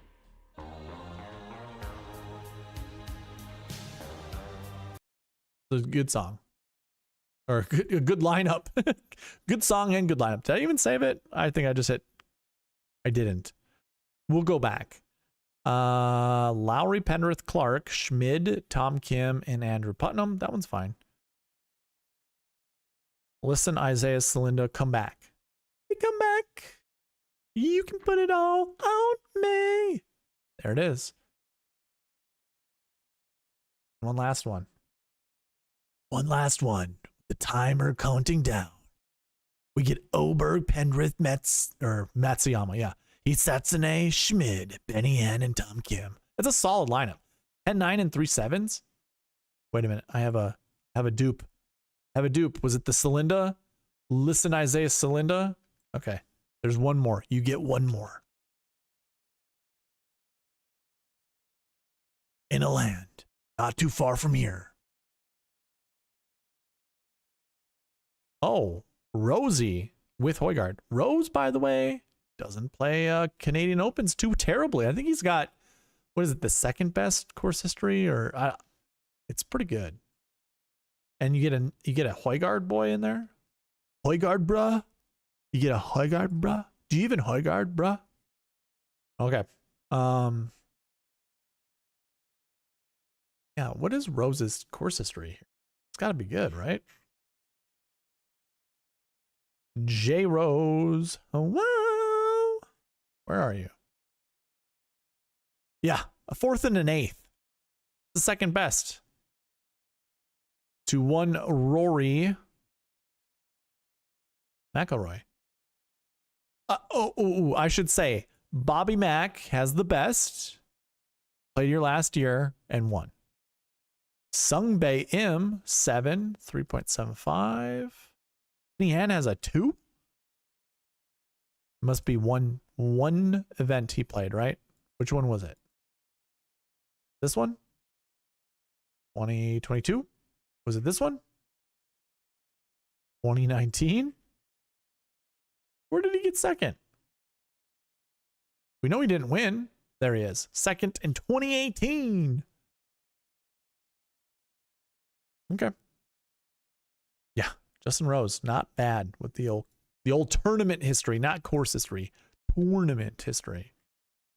All right, what can we analyze from tonight? 0 Luke Clanton, nobody anchored around him. If I bump him up to 1062, actually, let's just see what the best Luke lineup would be. That's not Luke. That's Mackenzie.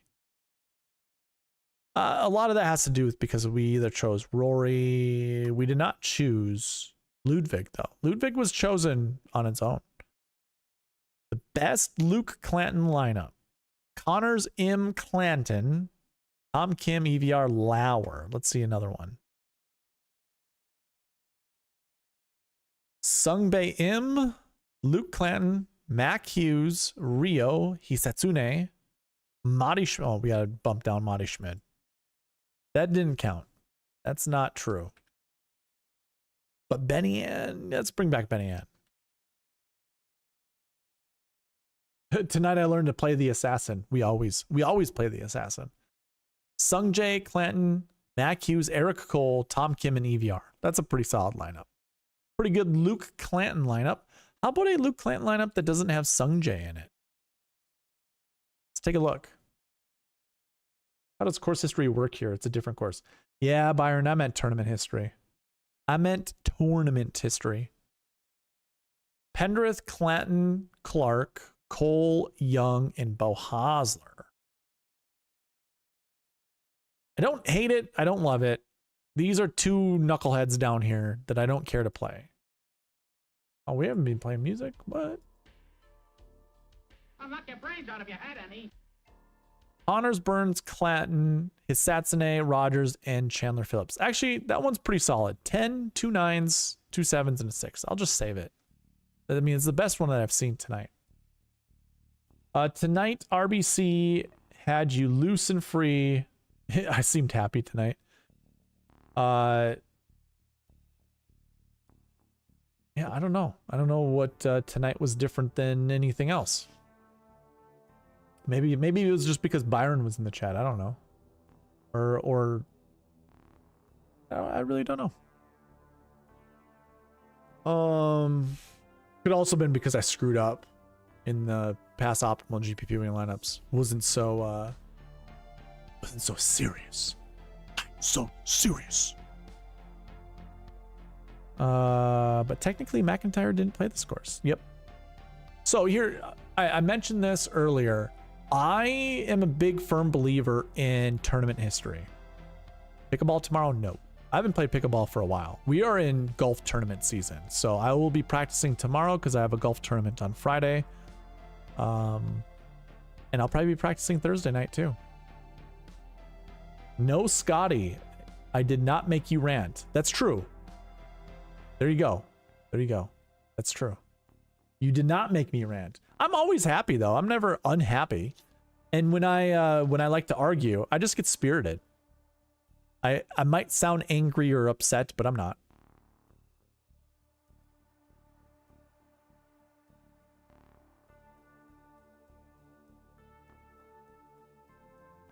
All right, ladies and germs. Actually, you know what? Let's see. I can stay on just a little bit longer. You make homemade pickles? That's awesome, man. I actually just made stew earlier, which it's not stew season, don't get me wrong, but I had leftover stew meat. And since I live in an apartment, I don't want to have stew meat in my freezer until winter time. So I made stew. Pretty excited about it. I also did not try to push your buttons tonight. You guys can push my buttons all you want. I never, if there's any feeling that I have after doing a stream is I'm exhausted. Like I'm not upset, I'm not frustrated, nothing. I'm just tired because the bright lights on you, they'll definitely, whoa, Swipa, dude, gifting 5 SweetSpotDFS memberships. Damn, Swipa, that's awesome. That's nuts. Appreciate you, man. Tug, Barry R, Jay Stamps, Brennan the Great, Sheldon Anderson. Man, I don't believe in seasonal eating. Well, yeah. I mean, I wanted stew, so I made stew. I made the duck blue because I'd never seen a blue duck before. That's awesome. Swipa, you're the man. Or woman. I imagine. I think the demographics on my channel is like 99.9% male and 0.1% female, and we all know who that female is. It's Joanne. It's Joanne. Oh, that's good stuff. 1 Keith Mitchell lineup, 0 Mac Hughes and 0 Nick Taylor. That's probably, yeah, because we anchored a lot of lineups around Taylor Pendrith.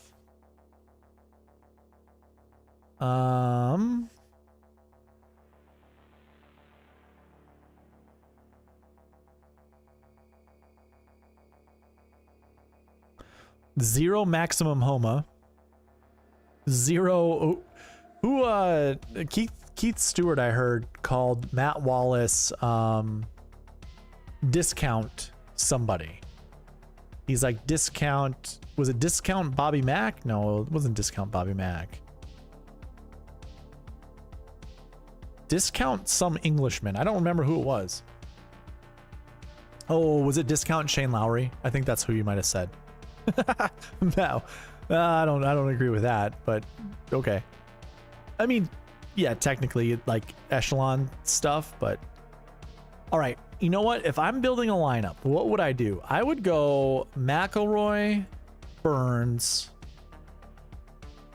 try to get Rasmussen here. This is a tight fit. 11-9, 93, 8,000. We'll see. Can I build a lineup this way? Discount Westwood? Yeah, pretty much. It's like it's like JV Westwood, right?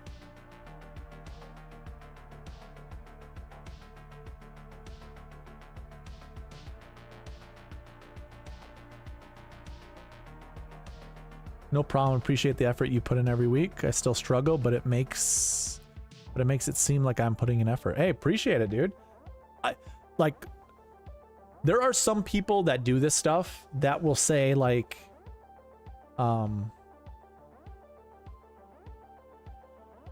never mind. I'll say it my own way. I do spend my Wednesday nights using the same process that I'm going over with you guys to build my own lineups. I don't blow smoke.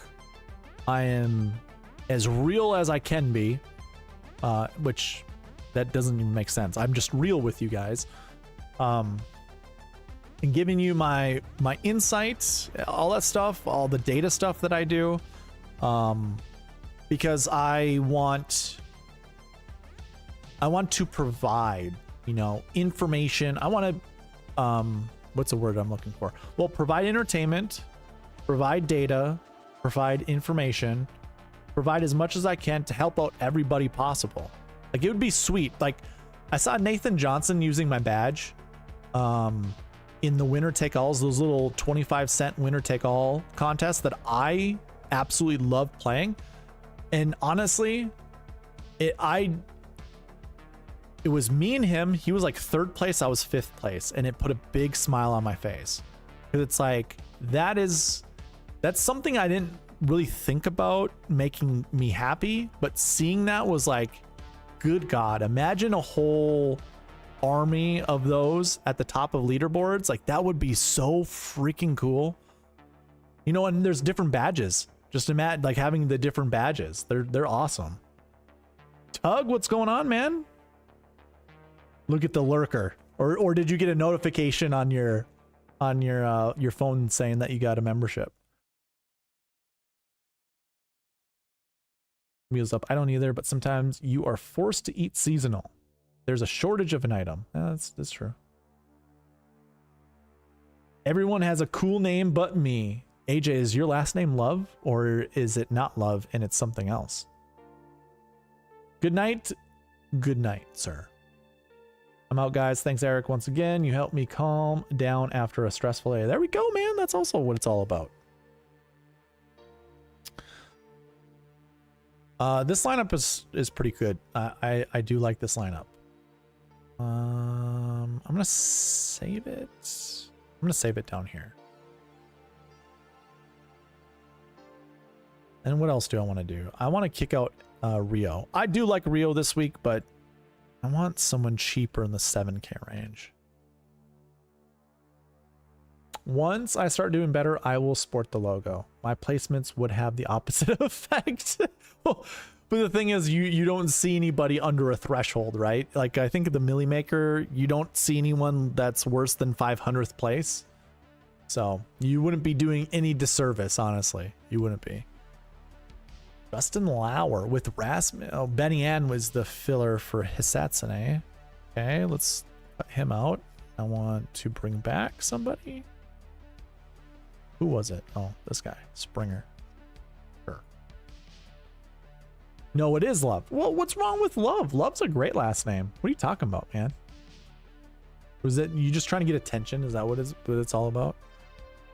Friends don't let friends play Nick Dunlap. We won't be playing Nick Dunlap. There we go. I'm cool with something like this. McElroy, Burns, Højgaard, Tom Kim, Putnam, and Springer. Sure. If I kick out Rasmus, it's probably going to give me 3 7s and 1 6 is my guess. 4 7s. I'm not a fan of 4 7s.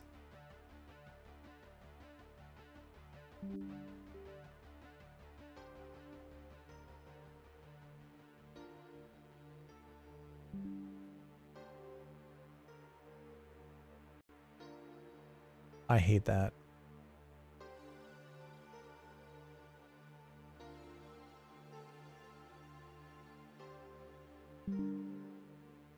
Check, check. The soundboard that I have, if it disconnects, it'll disconnect my mic. Like, it has overreaching power on my whole system. I hate it. I've even disabled all of the stuff, or all of the whatever, disabled the hardware, or no, the permissions, disabled the permissions, and still it somehow does it. 10, 9, 3 7s, and a 6. Don't really care for Montecero. What about, oh, Will Gordon's what, 7K, or is he 6K? But I'm not Swipa. Everyone always says my name is cool, but it's not Swipa. But I'm not Swipa. Yeah, neither am I. All right, guys, I think I'm going to call it. I don't have anything unless you guys got questions or anything. Like, provide any questions in the chat. If you want to talk about something, we can talk about something. I'm not in a rush to get out of here, but when it comes to building lineups, I don't really have much more to provide. I will be going live tomorrow night, Wednesday night. It's going to be around 9 p.m. I'll be giving you my last pieces of my strategy for the week. Like I said, I'm going to shotgun approach this. I'm going to spray ownership all over the place. I'm not too sold on anybody. Like, to me, my favorite combo is going to be Rory McIlroy, and it's going to be Rory, and it's going to be Sam Burns. Those are going to be my two dudes.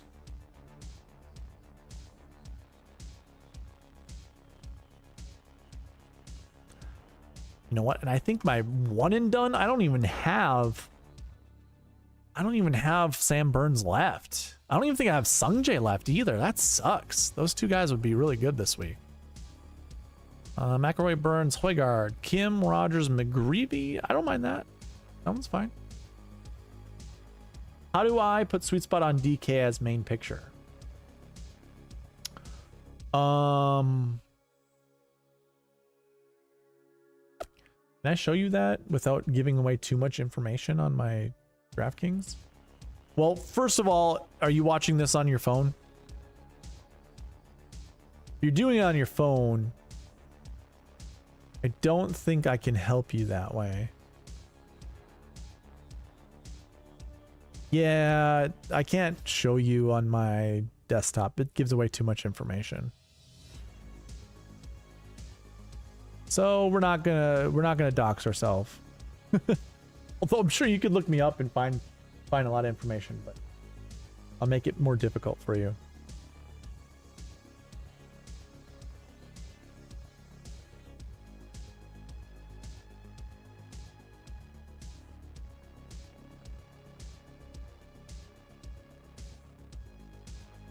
You are on mobile? Yeah, I don't remember what it is on mobile.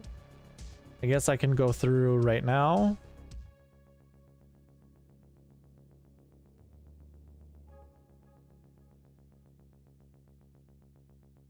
By the way, I said I didn't want to do 3 hours, and we're at 3 hours. We're over 3 hours. So, okay. John, first of all, you're... Here, I'll pull up SweetSpotDFS.com. I think you can do this.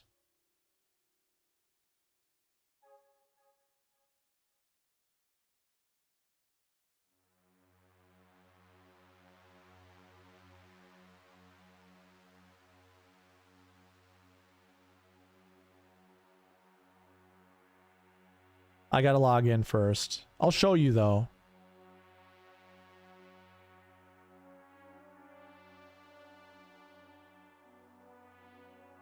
I'll try to do this mirrored somehow.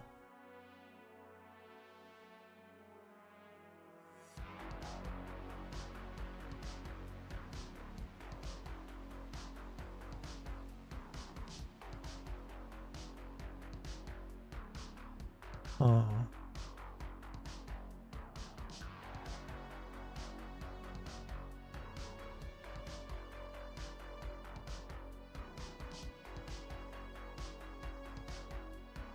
Oh yeah, by the way, I can email everybody a badge. I can email you a badge, and you can then upload that to your DraftKings. Just throwing that out there. That's obviously that is an option.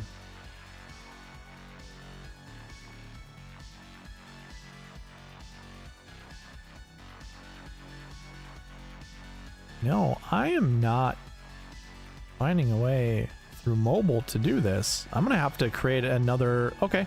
I'm gonna have to create a new page for you to go check out the logos.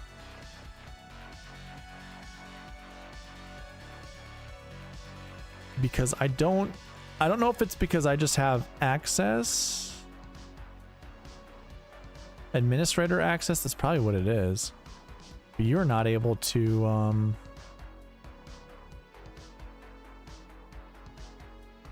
You're not able to find the logos. I'll have to just email you the logo. I'll email you the logo, John.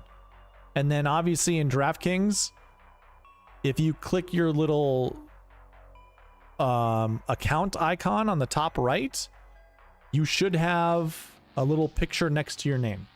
And then you just drill down on that picture and it'll say choose from library or take photo. So I'll send you the email with anybody else that wants the badges. I will send you the badges through email. Just reach out to me. You're welcome, John. and appreciate you being here, man. Nathan Johnson, if you left, so be it. But if not, good night. Byron, good night to you as well. And Swipe a YouTube or Swipe a YT YouTube. Appreciate you too, man. I will be on tomorrow night, like I said, and I'll go over my last little bits of strategy. But until then, appreciate you all being here, and I'll see you in the next one.